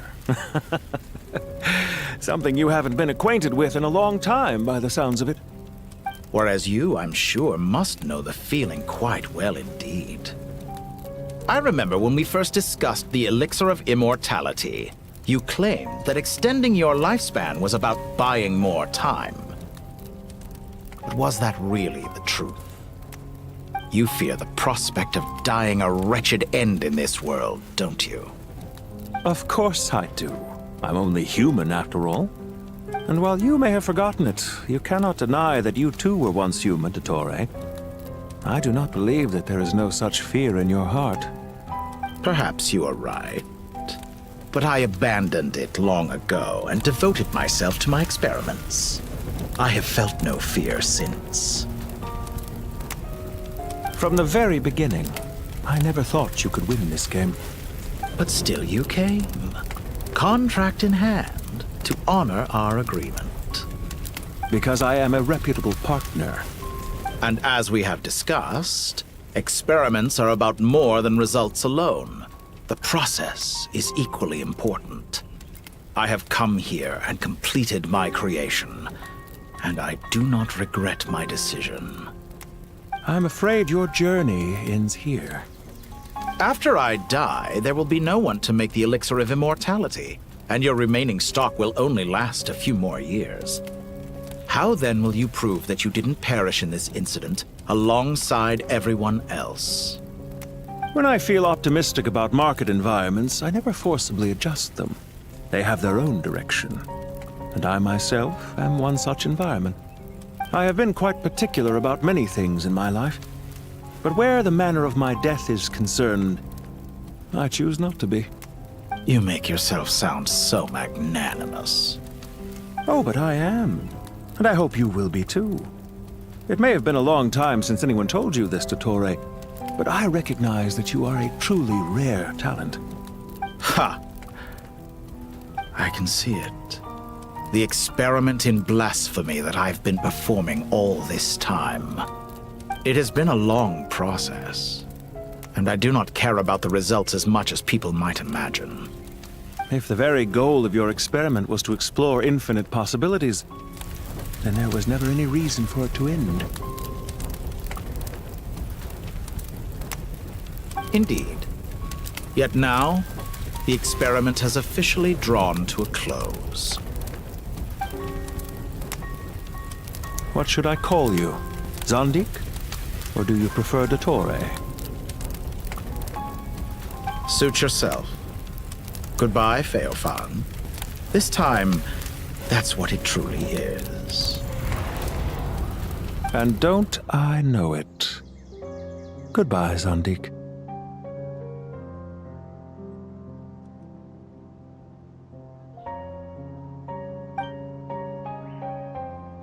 I could have carried out many more experiments, but to me, Lord of Dendro, this outcome is certainly not the worst.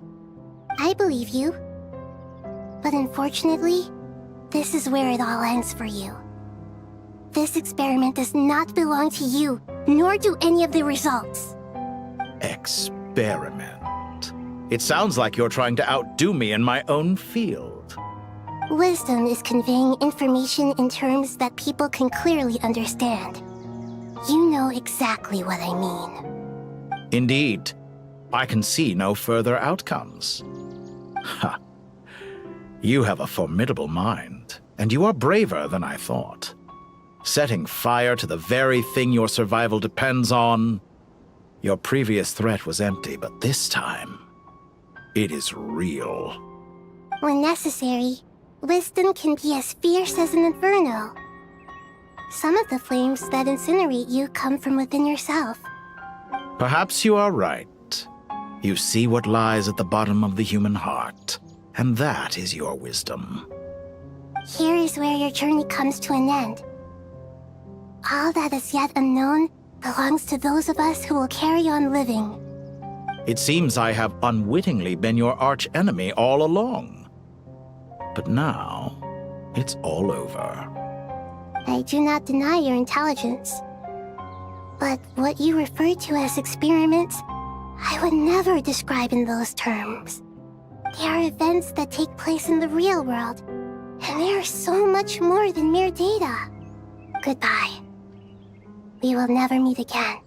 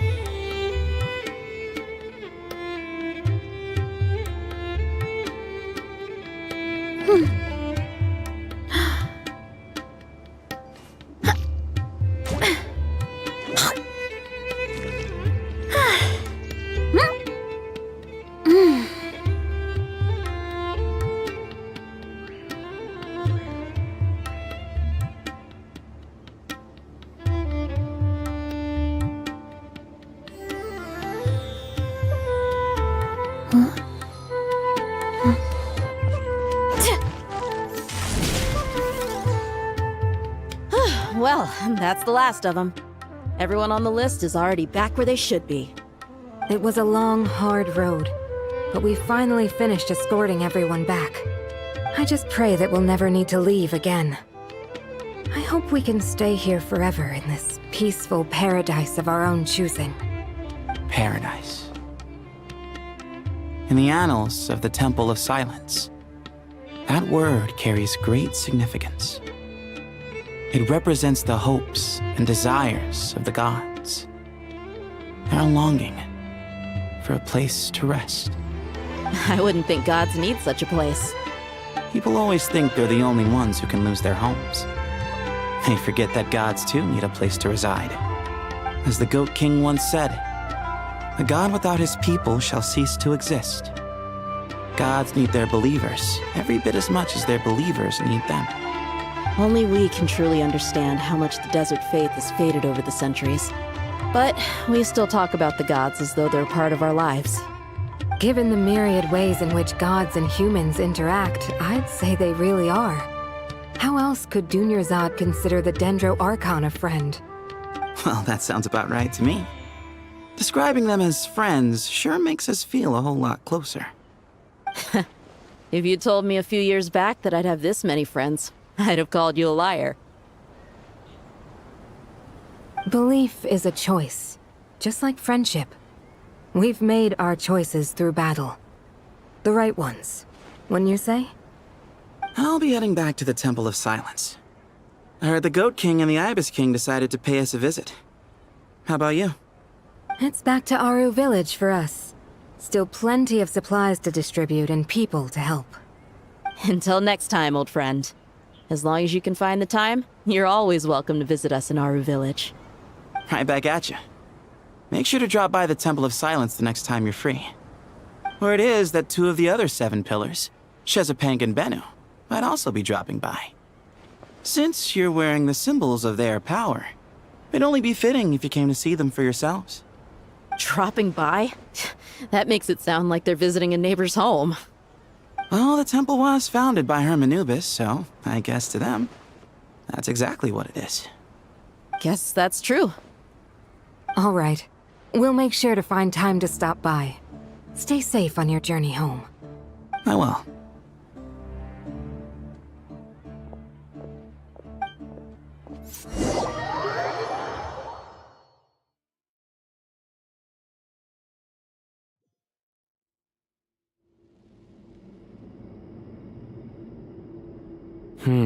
You do have a point. See? Retirement has always been a problem, especially for old-timers like us who've been locked away all these years. You finally step out into the light, and bam! You're face to face with a whole different world. Naturally.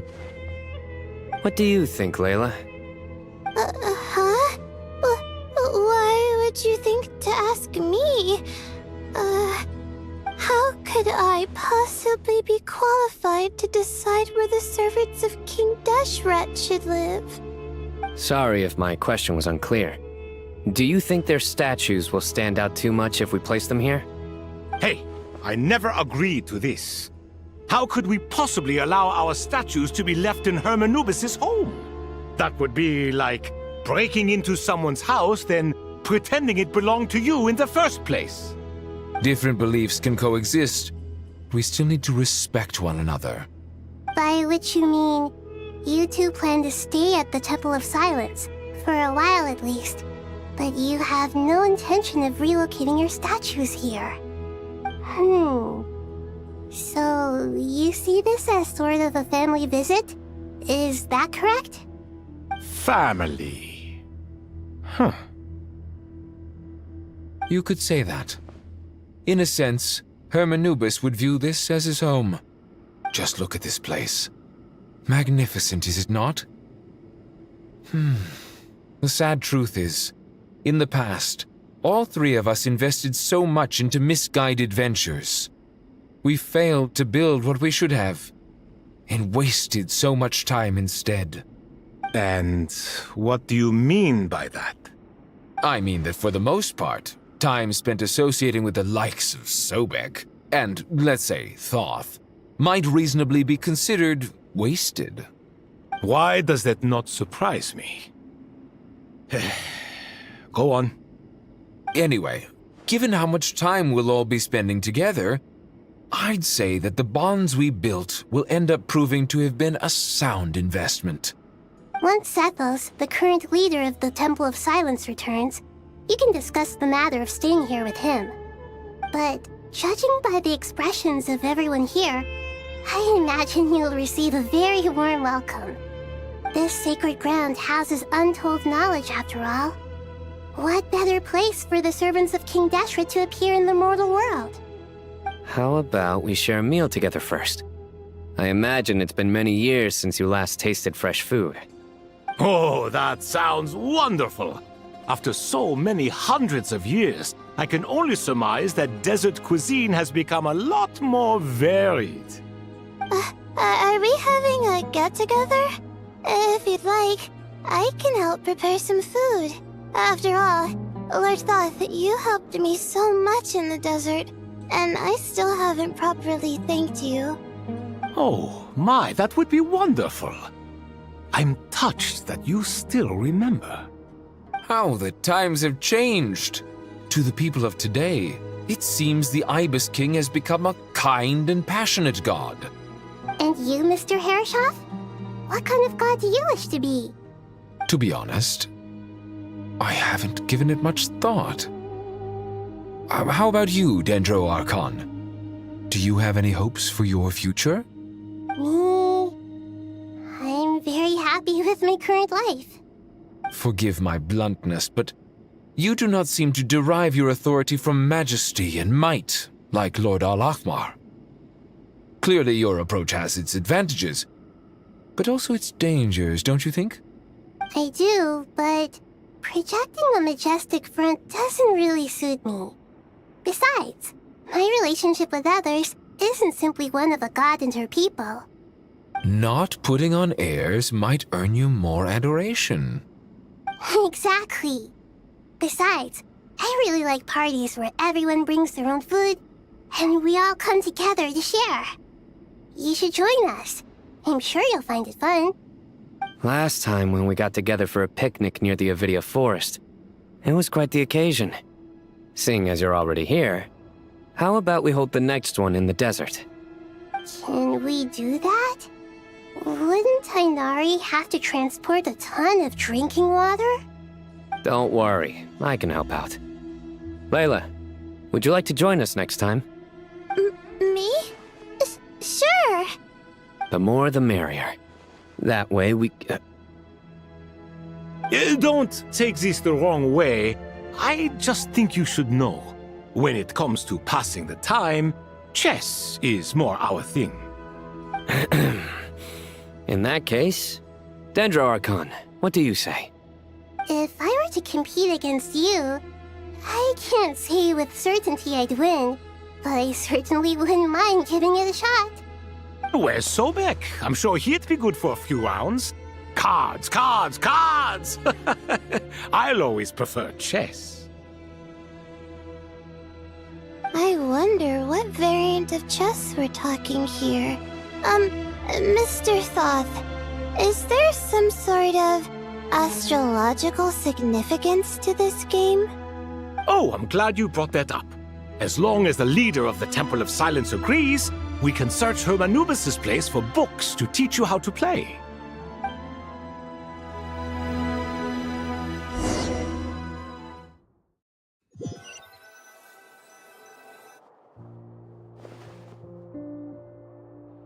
Such devastation visited on Sumeru City. So many houses destroyed or damaged in the fighting. Who could have foreseen this? Look at all of this. It's going to take me forever to tidy up. I suppose living below the academia doesn't always work out to your advantage.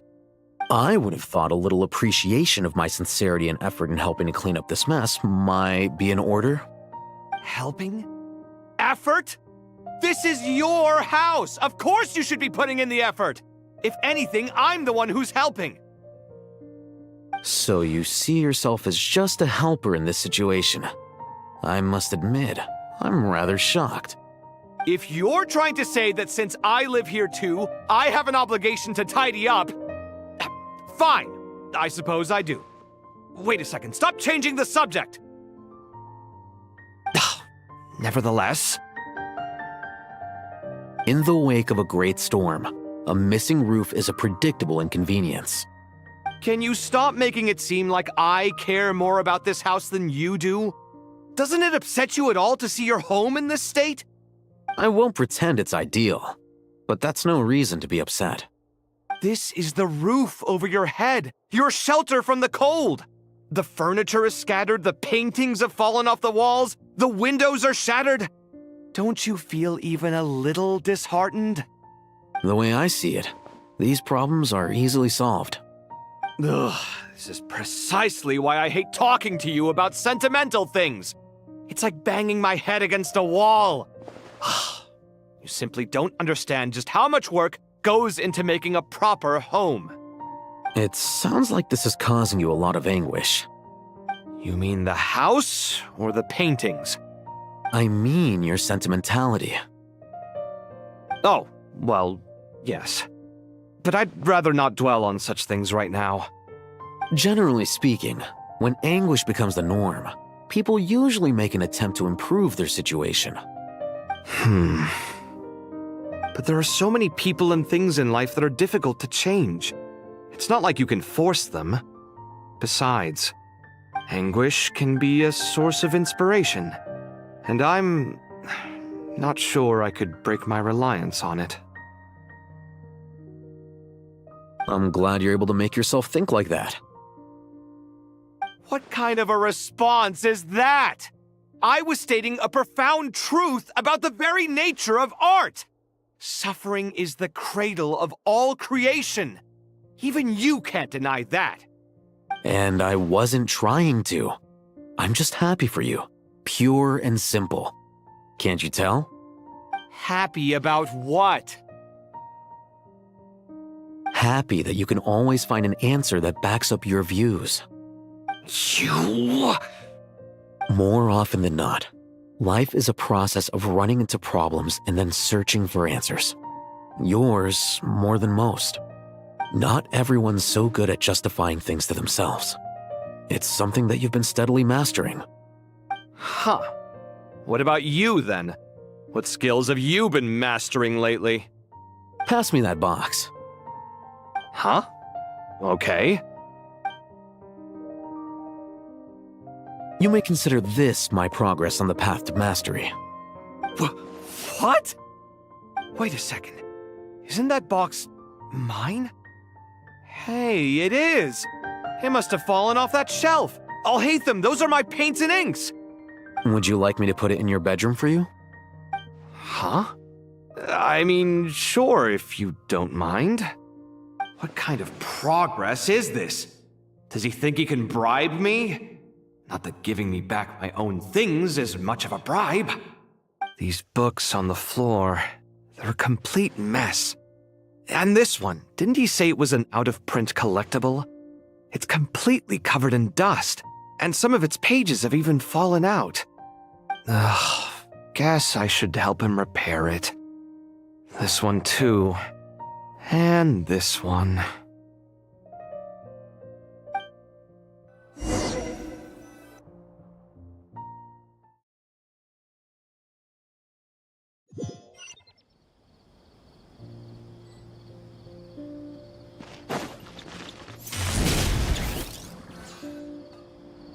Local subterbeasts, imported goods, such a bright future ahead. I can picture the Mora just rolling in.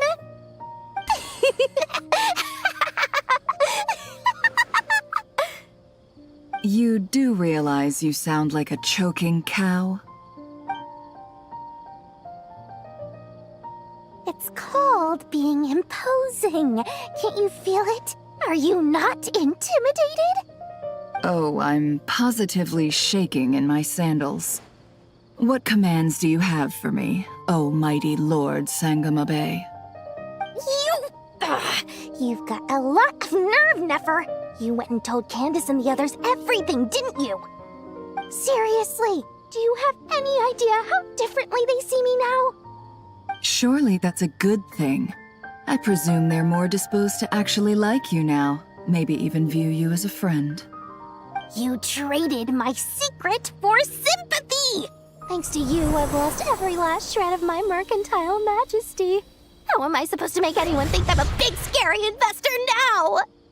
The dark days of Lord Sangama Bay are behind you. Why not take this chance to make a few honest friends? Speaking of friends, since when did the notorious Lady Nefer gain such an admiration for holier-than-thou types? A moon chanter here, an angel there? Who'd have thought it? A coming together of fates, nothing more. No need to throw around accusations of admiration. Forget it. You're right about one thing at least. Making friends is never a bad thing for a merchant. Still, I really took a loss this time.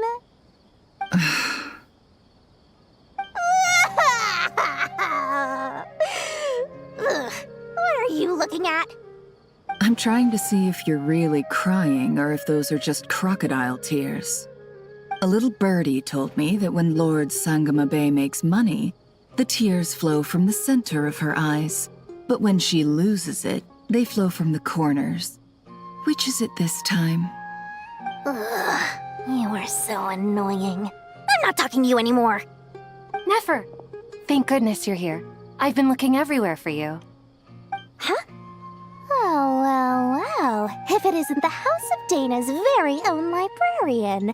What can I offer you today, Miss Katayun? Oh, no. I'm not here to buy. I'm here to bring Lady Nefer a book, and a fascinating one at that. We agreed to meet at the entrance to the mausoleum of King Deshret.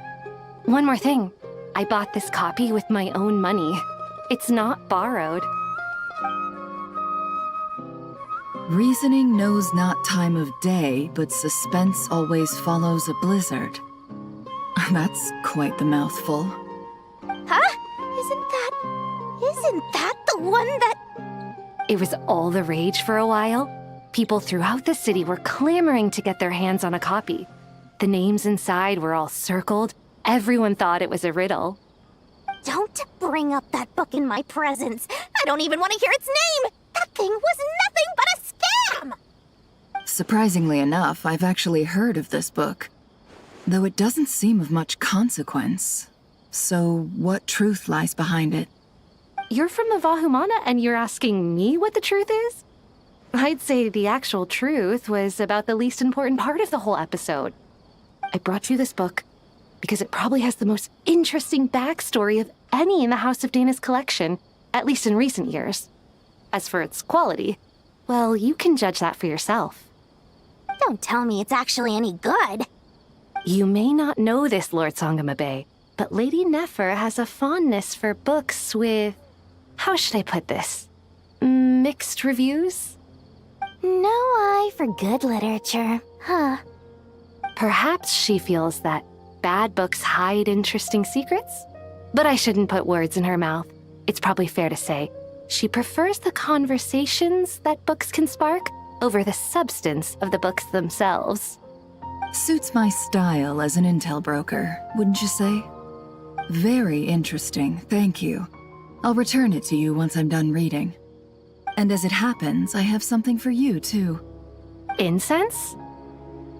I imagine you've already used up the incense I gave you last time. Here's some more. This batch is from Nodcry, so the scent won't be quite the same. Well, actually, I've been saving the incense you gave me. I couldn't bring myself to waste it without a special occasion. But I'll gladly accept this, too. And I promise I'll use it this time. Katayun, you haven't changed a bit.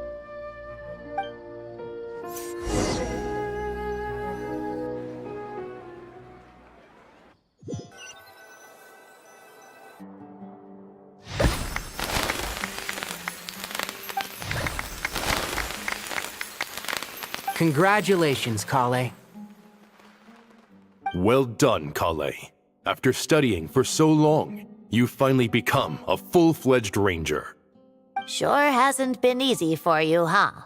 This really is fantastic news. All grown up. No longer a trainee, but an official forest ranger. Oh, the next step is to secure tenure in the academia. Thanks, everyone. It's true. I'm an official forest ranger now. Master Tainari, thank you for your guidance and support. I wish Mr. Sino were here so I could thank him too.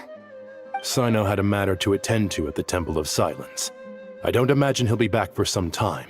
But don't worry, we can celebrate together once he's finished. I'm afraid the party will have to wait. Kale still has some matters to attend to first. Kale? Is everything all right? No, it's not what you think. There's nothing wrong with my health. I just have a few things I need to deal with. I've made plans with the Traveler and Paimon to visit Mondstadt. Master Tainari and Mr. Sino will be accompanying us too. Well, that's a relief. Let's get together when everyone's back. I'm sure you'll be doing even better by then. Of course. I have a feeling you're right.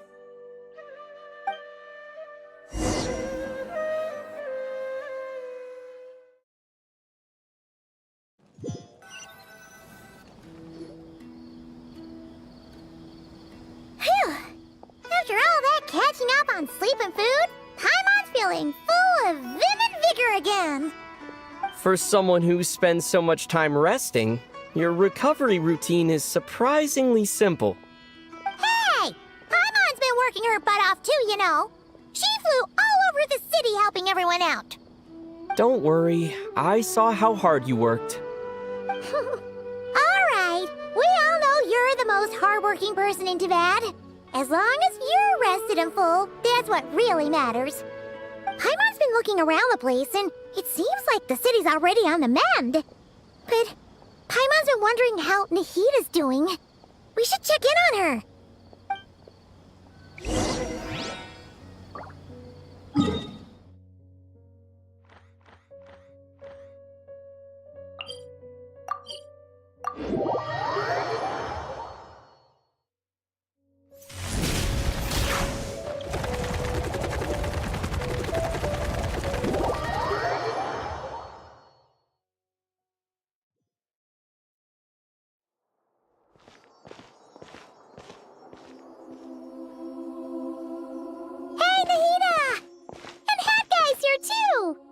Traveler, Paimon!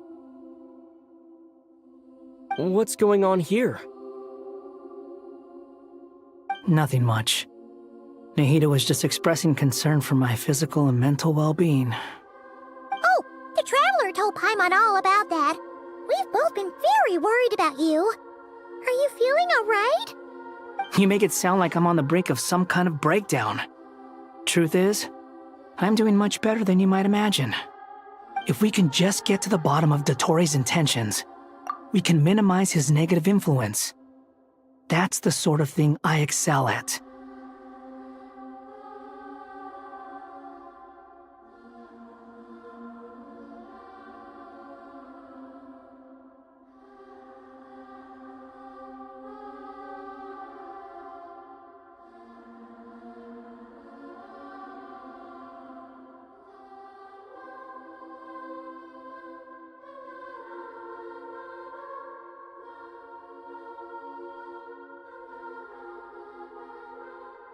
Just listen to that newfound optimism. It seems like having you enroll in the Vahumana was a truly inspired move. I can really see the positive influence.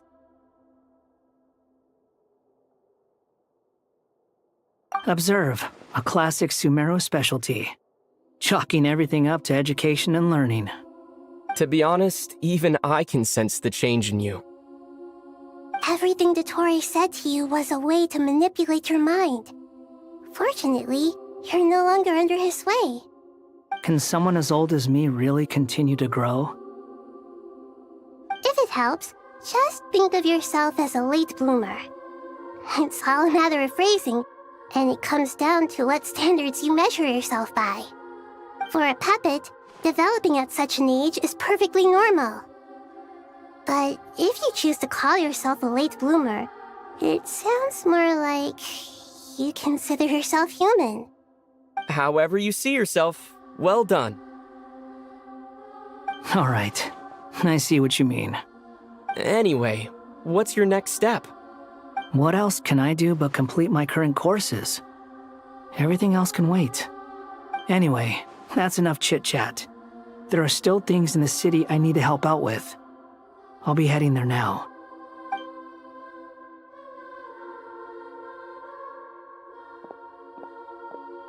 I'm so happy that Hat Guy is doing better than we thought.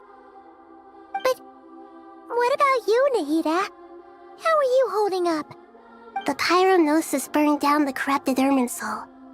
The flames blazed for 7 days and 7 nights before they finally subsided. All that was left were the parts underground.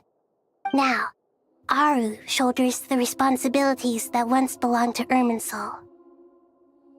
The situation was contained before it got out of hand, so Tevat's most vital information has largely been preserved. Irminsul has a strong influence over you, doesn't it? How will you cope now that it's gone? There is no need to worry. Thanks to Nicole's extraordinary talents, my connection to Irminsul has been severed and transposed onto Aru. Angels can do things like that? They can. Such abilities are precisely what makes them so powerful. The goddess of flowers, Nabu Malikata, once claimed that she too could perform feats beyond the reach of mere mortals.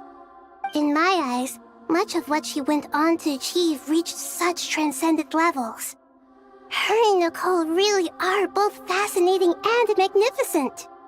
So, does that mean your situation is stable now? Correct. Just imagine that Aru has become the new Irminsul, and the essence of my existence has been bound to it. The wisdom of Sumeru has ultimately converged into a single, unified entity. Should we ascribe this all to fate, or is it merely fortune? Whatever it is, the important thing is that you're okay, Nahida. Dendro Archon, Lesser Lord Kusanali. Oh, thank goodness you're here. Greetings, Traveler and Paimon. Sir Nevis, do you have something urgent to say? Yes, there's something I need to report. We've received a message from Snezhnaya.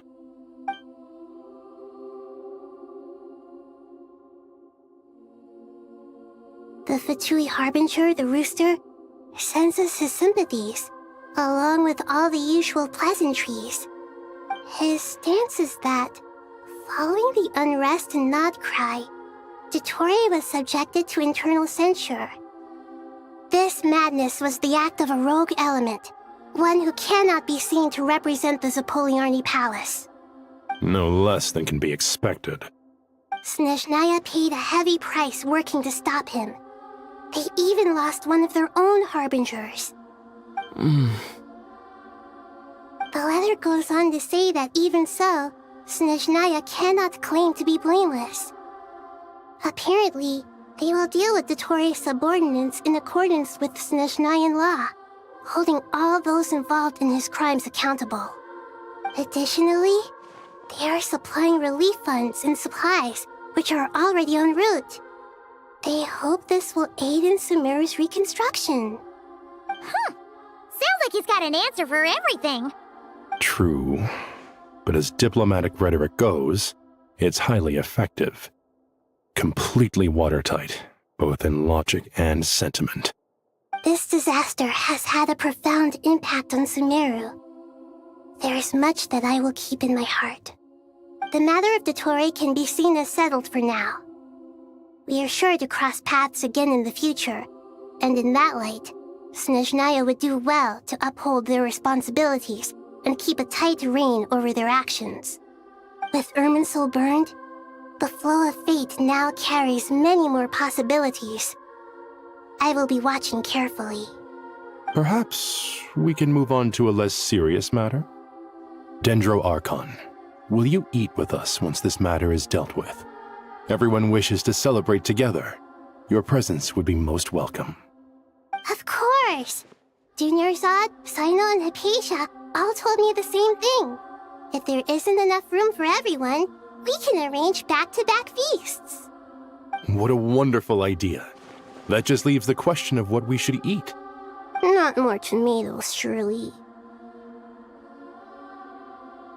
More? Dendro Archon, what do you mean by more tomatoes? Those good friends of yours are always talking about tomatoes. Sometimes when I'm walking through the city, I can even hear them arguing in the fields. Since you see them so often, you must hear about tomatoes even more than I do. Tomatoes. Tomatoes. The word has a certain magic to it. Like the autumn fur of a sumpter beast swirling in the wind, sometimes flying up my nose. Tomatoes. What can we make with tomatoes? Wait, why tomatoes? Take your time, there's no need to rush. The Traveler, Paimon, and I still have somewhere we need to visit. You'll have plenty of time to think it over before I return. Does this mean you're going to Natlan? Meeting them there in person. It will require a long journey. I know. But this is necessary. I must go myself. Traveler, Paimon, we'll set off as soon as you're ready. Is that all right? Sure. We'll be ready whenever you are. You'll hear no objections from Paimon. We should grab some snacks along the way, though. It'll be just like going on a long holiday. Wonderful. I'm looking forward to this so much.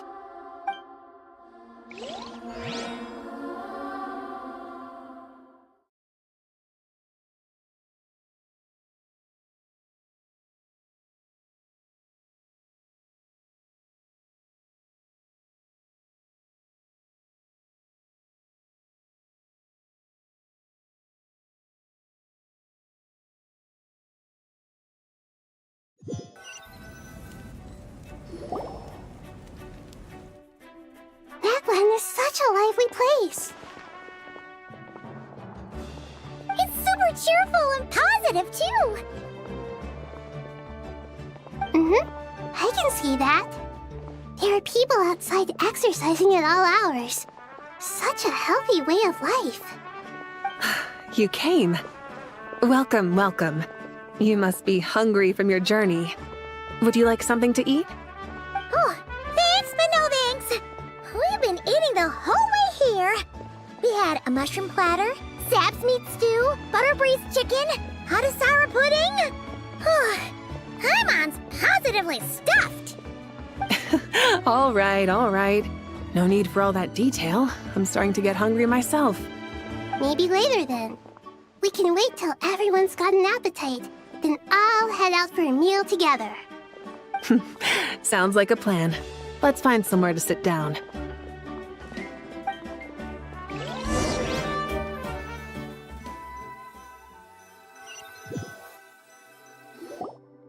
I should tell you, I already have some sense of why you've come.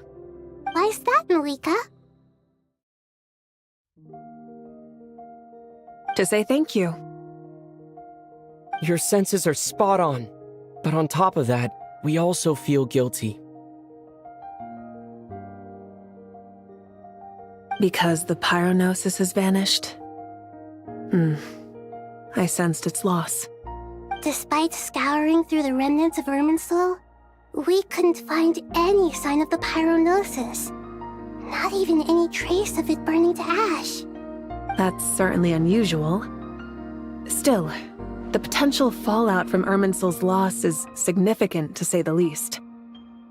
Perhaps the pyronosis's disappearance is simply a knock-on effect of the impact it's had on a certain strand of fate.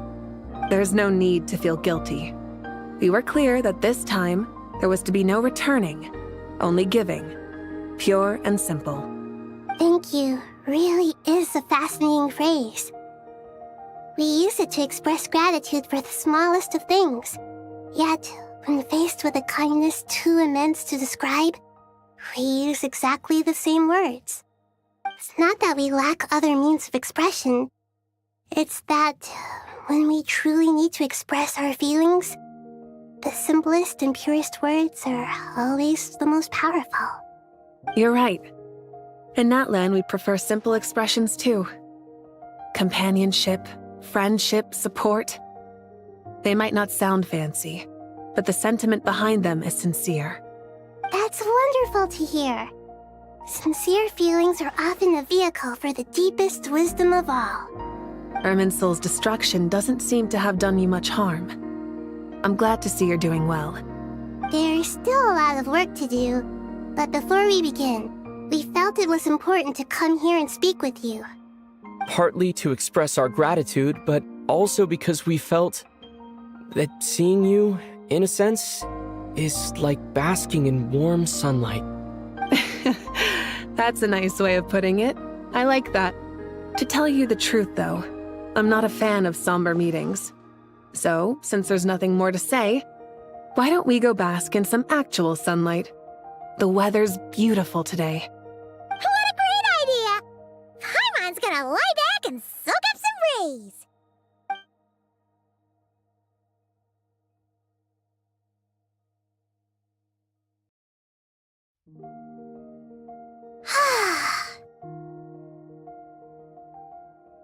In that case, I think I'll lie down for a bit too before we head to our next stop.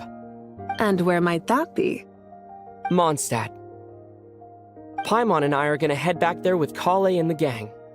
Long ago, I sensed that the god remains inside Kali had come from the goddess of flowers, but I kept it a secret. Those remains weren't hurting Kali, not as she is now. They simply exist. Besides, I could sense a deep yearning within her. A yearning for an ordinary life. A yearning to hold on to the hard-won happiness she now enjoys. With someone like her, I have a responsibility to keep her secret. She should be ready to face the truth by now. Whenever people meet, there is always the potential to create warmth and kindness. Every child grows up, but even as adults, they are still children in the eyes of certain people. Oh, just like how Paimon sometimes sees Nahida as a little kid. Is that so? Well, anyone who's friends with a kid is probably a kid themselves. Of course! And there's nothing wrong with that.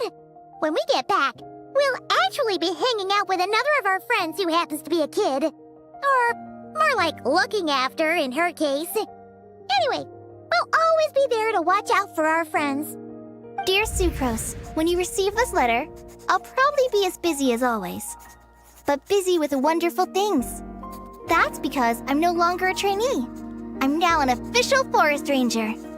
Impressive, right? Sino said that official rangers sound much tougher than trainees. Though he did say it was already pretty tough to start out with.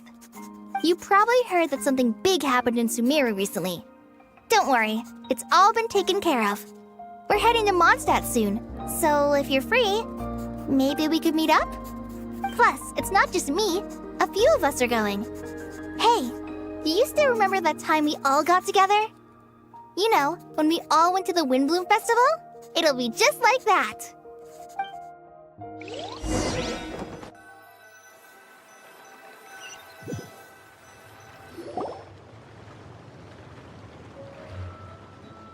Dainari, is that... Don't you say it! Is that the great Vayu Vyastra? Behold, the great Vayu Vyastra, General Mahamatra. How times have changed. I wasn't expecting you to beat me to the punchline. You've changed.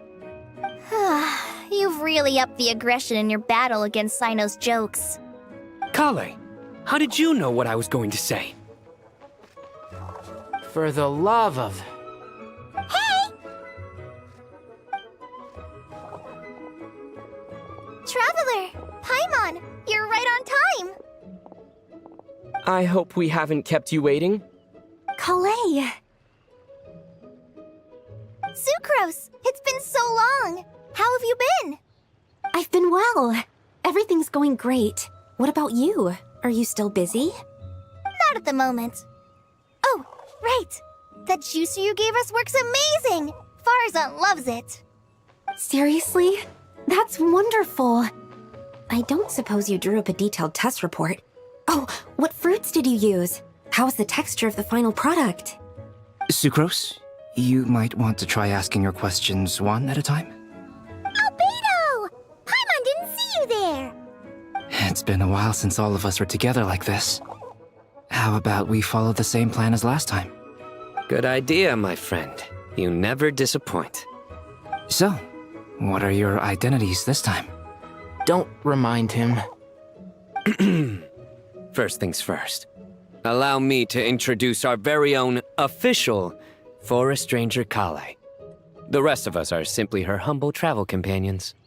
This sounds like one of those mushy stories that gets people hooked on some corny, heartwarming premise. Oh, is our story not heartwarming? If I recall correctly, there was even a scene like this in King of Invocations. Besides being heartwarming, our story's also about tough, impressive-sounding job titles. At least that's what I think.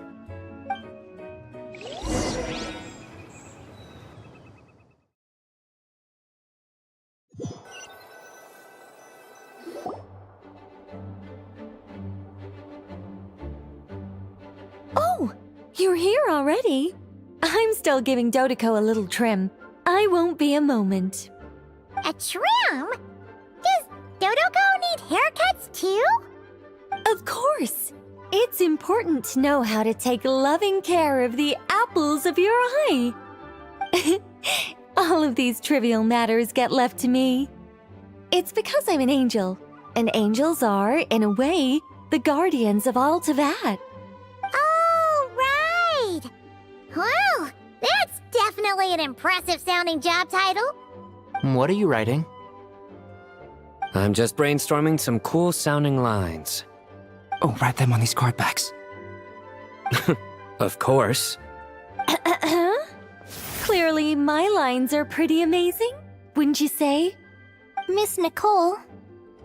Kale? You seem a little nervous. I was just wondering, who was the person you mentioned who needed their wish fulfilled? Wish? What do you mean? Miss Nicole asked if we could meet up in Mondstadt once everything was over. She said a friend of hers had a wish that needed my help to come true. Well, you never mentioned that before. All we knew was that you'd arranged to meet in Mondstadt. But we thought it had something to do with the god remains. To be fair, everything I told you was true. Anyway, my friend is waiting. Come on, let's pay her a visit.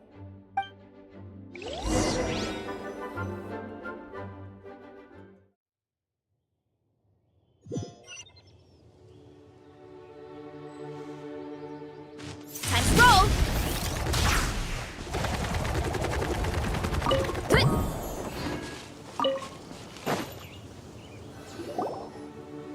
Huh?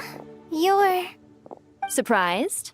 I bet you weren't expecting to meet a woman like me beneath this beautiful tree in a faraway land. An oasis will spring from the place where a djinn resides. That saying falls somewhat flat here in Mondstadt, given that everywhere is already so lush and green. Lilupar, what are you doing here? I made friends with Miss Nicole. I asked her to bring me here and then invite Kale to come. The prologue to this story is that I have a wish. It has stirred within my heart for centuries, millennia even. Originally, it was merely Al-Ahmar's lie, but now it has become reality. Could this be... related to the goddess of flowers? My dear young lady, my mistress left her final trace in this world upon you. I can't tell you how glad I am to see you here. And now I have seen you, and peered into your heart. You have experienced hardships and suffered setbacks. The torment an ordinary person might expect to face has befallen you threefold. This is the source of your resilience. But, beneath all this, I've witnessed the seeds of desire. You yearn to return to the simple life you once knew, do you not? I do. I want to throw away everything that isn't mine. But how do you decide what is yours? The scars that others carve into your flesh? The kindness and love they inscribe? Are these things not yours as well? They are. This is something I've talked about with Miss Nicole. Miss Nicole said I should learn how to adjust my standards. I just want to live as an ordinary human. Anything beyond that isn't mine. Don't you want anything from the remains of the goddess of flowers? She gave me a revelation once. I think that's already more than enough. In the past, you would not have possessed such a rich heart. Your brief life has taught you to hold on to everything good, to home in on kindness. How fascinating. You're nothing like Nabu Malikata, and you're certainly not her. Of course not. I'm not some great and powerful being, Miss Lilopar. Yet I am a Jinn. We exist because of the Lord of Flowers. We revere and love her. My wish is to see her one last time, to give everything for her. Kale, can you do this for me? But her remains won't be easy to remove. Are you sure this is what you want? That's beside the point. First, I need to know, are you willing to do something for the soul of this lonely, wandering woman? I'm willing. But look, you know nothing about me. Even if you have heard the stories about me, all you would know is that I was rightly punished for the many evil deeds I committed. Ah, so you do know. Your lips are quivering, your eyes trembling, and still you're willing to do something for me. Life has been cruel to you, and yet you've learned to be kind. My dear young lady, to repay your kindness, I too must play my part. Are you sure about this, Lilopar? I yearn to see my mistress. For this moment, the world can burn to ashes, the universe be engulfed in flame. I care about nothing else. And you, Kale, I can give you a gift. You'll become just another ordinary human. But Miss Lilopar, what will happen to you? My wish will be fulfilled, and I can die happy. Why would you wish for that? A long, unending life might seem desirable for one who has never possessed it, yet it brings torment to one who has. My remains are scattered across the yellow sands, but my soul can find no peace. Since you've promised to grant my wish, give me that release. Allow the dying to die, and let the dead rest in peace. You have my thanks. Kale, there's no pressure on you. What she said, it's all true. A wish is a genuine desire, after all. It's as if you want to use the last of your life to give me a better future. Nothing so selfless. We'll be using our futures to fulfill each other's wishes. This is a noble act, a beautiful and secret transaction between two women. I understand. Miss Lilopar, I'm ready. Close your eyes, Kale. Then open your soul. From there, I will embrace my mistress. The downpour of flowers is your touch. Like returning to the very beginning. Like surrendering to your grace, my mistress. People say that devotion is beautiful, yet filled with pain. How foolish of them. For me, devotion is beautiful, pure and painless. Devotion is my love. Thank you.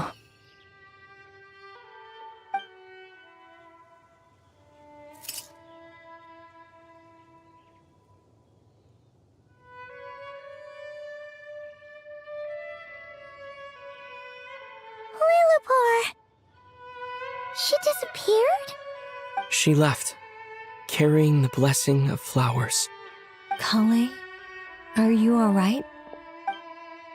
I'm fine. Now that the remains are gone, I don't actually feel any different at all. Those remains weren't hurting Kale. Not as she is now. They simply exist. Besides, I could sense a deep yearning within her. Kale must have already received what she was yearning for. I'm doing fine. I feel relaxed. There's really no need to worry. Then my wish has come true, too. To become ordinary? That's just one of my wishes. Actually, I have a few more. For instance, I want to protect the people I meet and help them find happiness. That sort of thing. So between Miss Lilopar and me, you fulfilled 2 wishes already, and protected 2 people. Wonderful, isn't it? I feel so fantastically happy. I guess that settles things here. So what's next? What do you want to do when we get back to town? Clay, look who I've brought to see you. Hey, Kale! I heard you guys were holding some kind of secret event. How come you started without me? Huh? Oh no, it's nothing like that. We were just saying goodbye to an old friend. Really? Who? Me. The old me. So that's what this is all about. Did you come all the way to Mondstadt for that? Because we knew the old you so we could witness the change? Exactly. The old me is gone. I puffed her into the air, and she became a fluffy pink cloud, floating into the sky, before disappearing forever. Do you think, maybe up in the sky, she has friends waiting for her with test tubes, flasks, and bows? Oh, when you put it like that, it doesn't sound so bad after all. What do you think, Miss Nicole?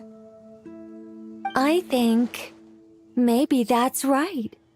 At least, if it were up to me, I'd consider that a happy ending. Dear Sucrose, even though my childhood ended long ago, these past few days have really felt like growing up again. I've become stronger, and I feel like I can finally accomplish things by myself. Surely someone as mysterious as you will find a friend like this fascinating? Always growing, always thriving like a plant. I came to say goodbye to my old self. I know that after this, she'll be gone. Thinking about it makes me feel a little lonely. I know the weakness that kept me company will one day leave me too. But somewhere in my heart, I feel a great sense of joy. It feels like I've always wanted to take this step, to walk towards the new me.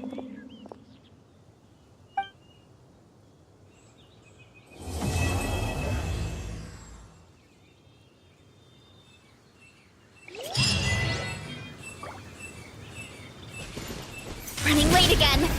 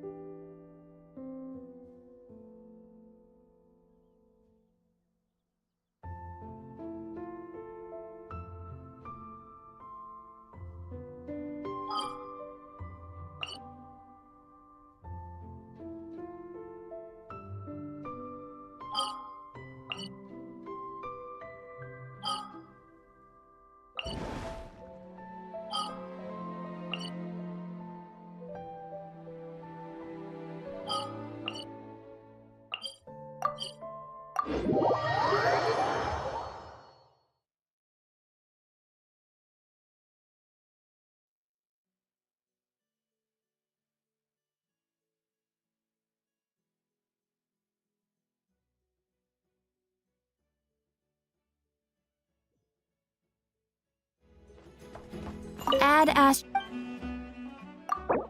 Thank you for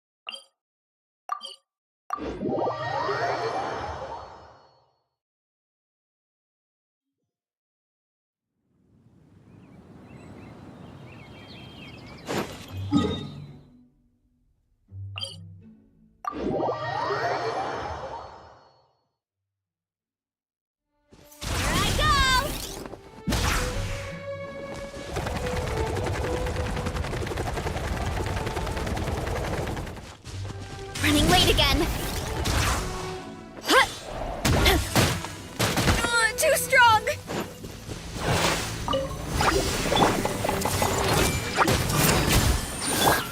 Running late again. Ah! Ow, ow, ow! Hero incoming! Hey! Surge. Look out below! It's justice o'clock! Ha ha!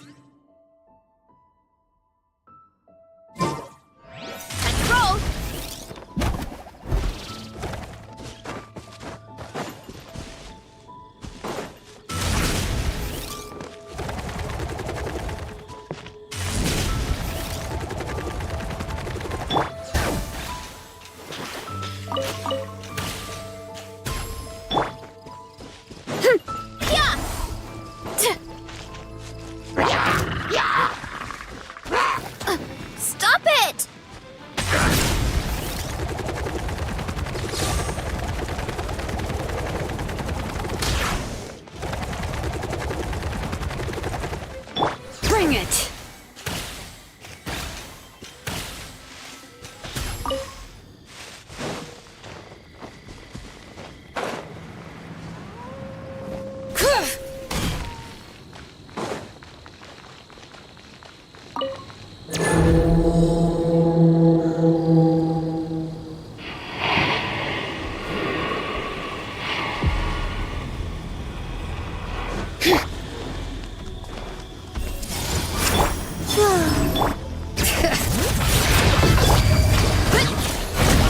Maximum power!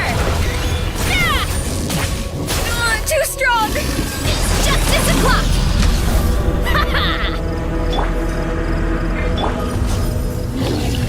Hurry up, Brassa!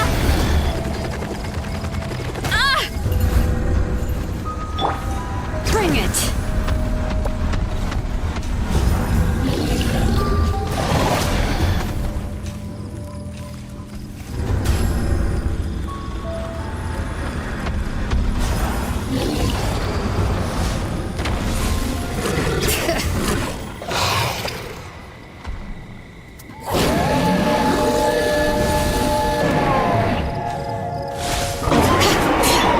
I see everything. Wait. Oof! Hut! Charge! Headbutt! It's justice o'clock! Bring it!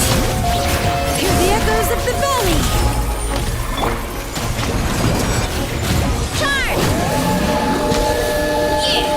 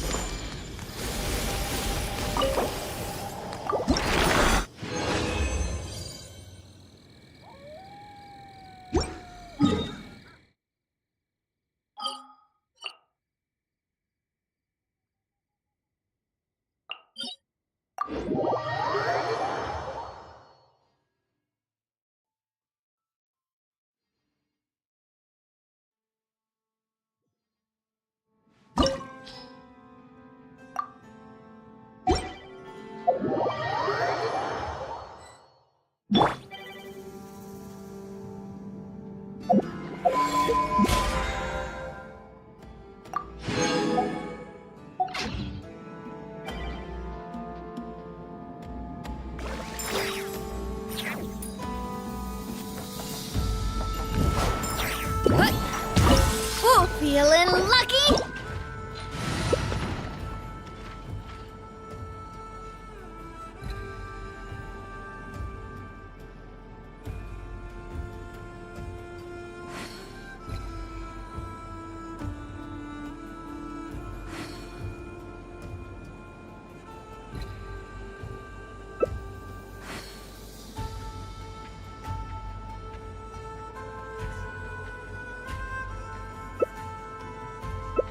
Strength is one of those things where you gotta use it or lose it. So, wanna train with me sometime?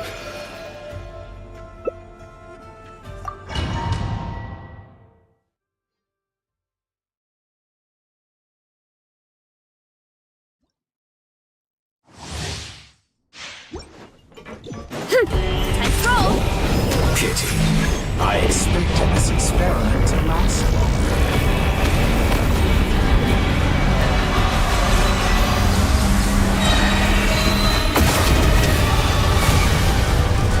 Pathetic.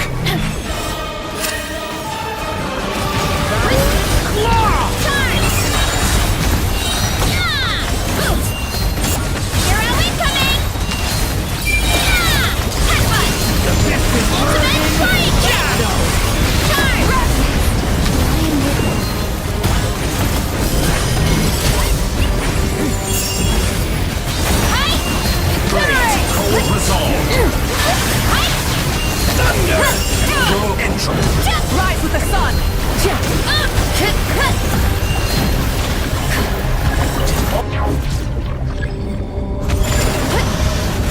It's justice o'clock! Pyroclastic sun! Justice o'clock! Does this make a good ending? Light of the blink! Fiatena! Grant me strike! Hero incoming!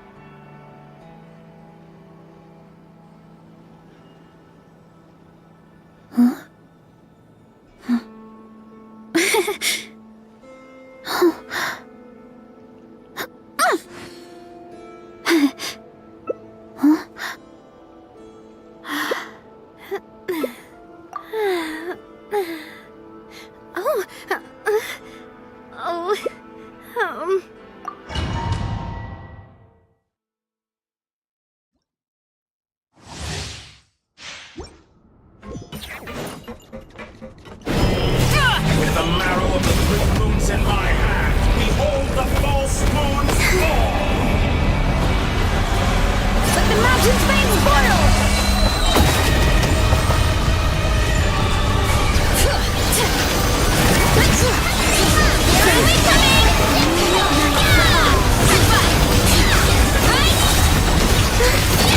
That's more like it. Some results of valor.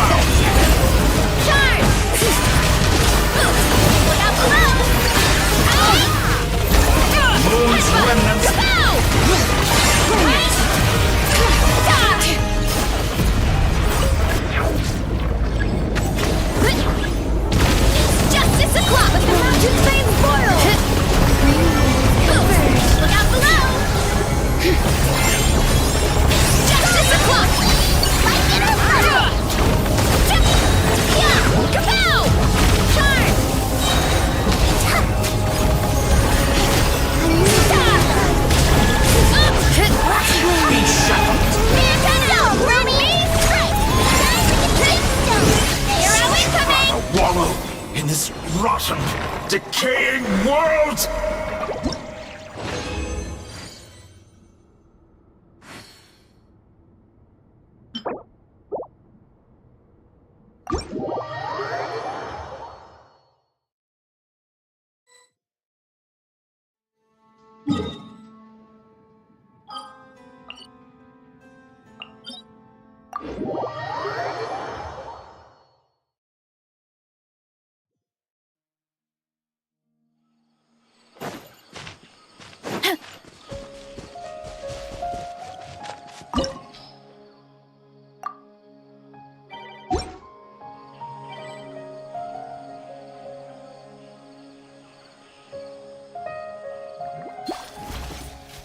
The doctor will see you.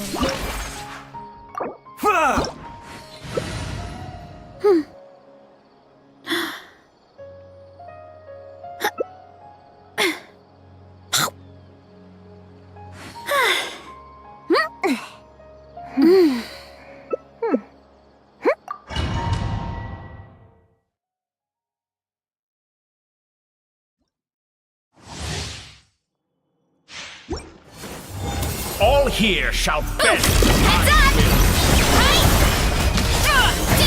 Quietly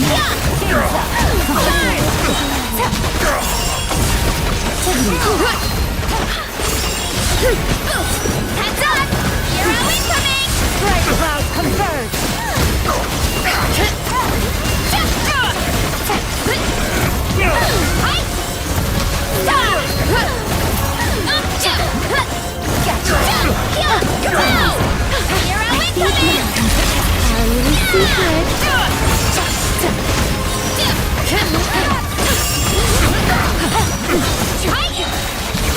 Next wave from the second.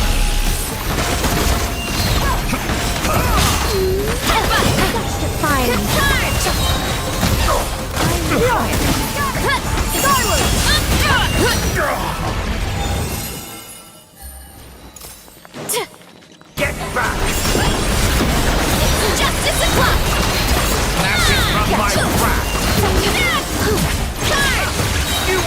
distract me this time. Just like a little buzzing fly. Seize the skies! If not, here comes the catch. Will made mine.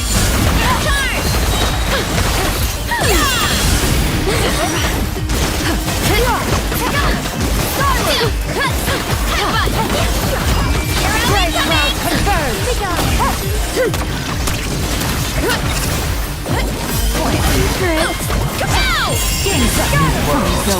That I've longed for.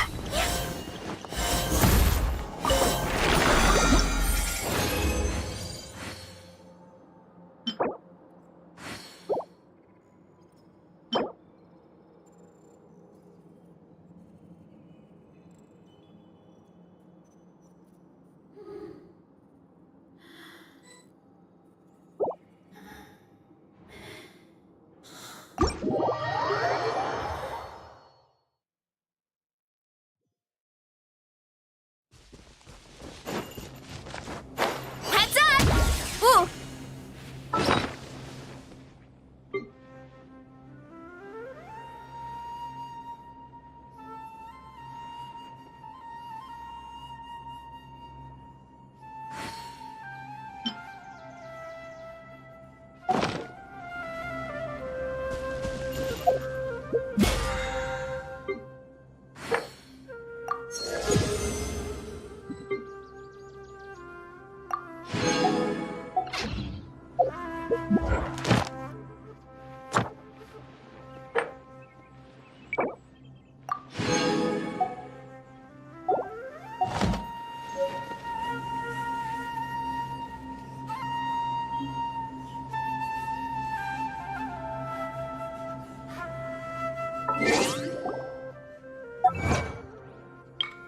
There's a lot that goes into managing an orchard.